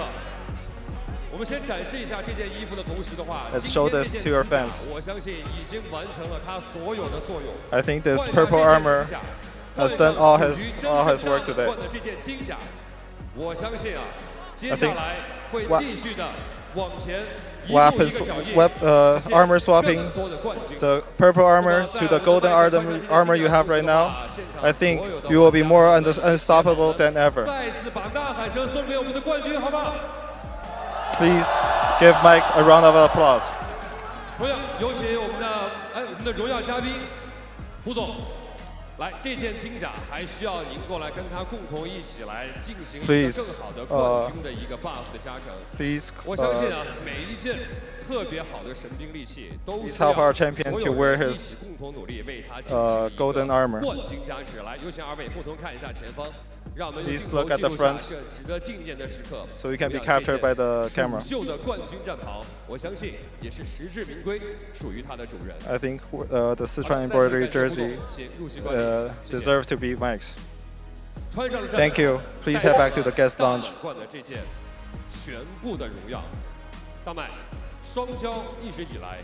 I believe this championship jersey to our champion 尤其最后一场比赛，我相信每一个人都有机会可能会冲击你身边的这个奖杯，但是在这个击败跳出之后，有什么 all the players had a chance, but at last, 小云，我只能说你这个状态， Spider had helped you kill T225. What do you want to tell Spider? 但是这次可能真的就是你状态不好，但是我希望明年 Spider, I know that 再打一年。 I know that you want to try. You try to win, but it's not the end of the it's not the end of the day. We will play together next year. 明年的主旋律。现场所有的玩家朋友们，让我们共同用你们的呐喊声来一起说：2023永劫无间单排冠军是。Let's hear all the audiences call out AOW Mike. 麦克，捧杯享受你的大满贯时刻。 Please give him a round of applause. And this time is meant just for you, Mike.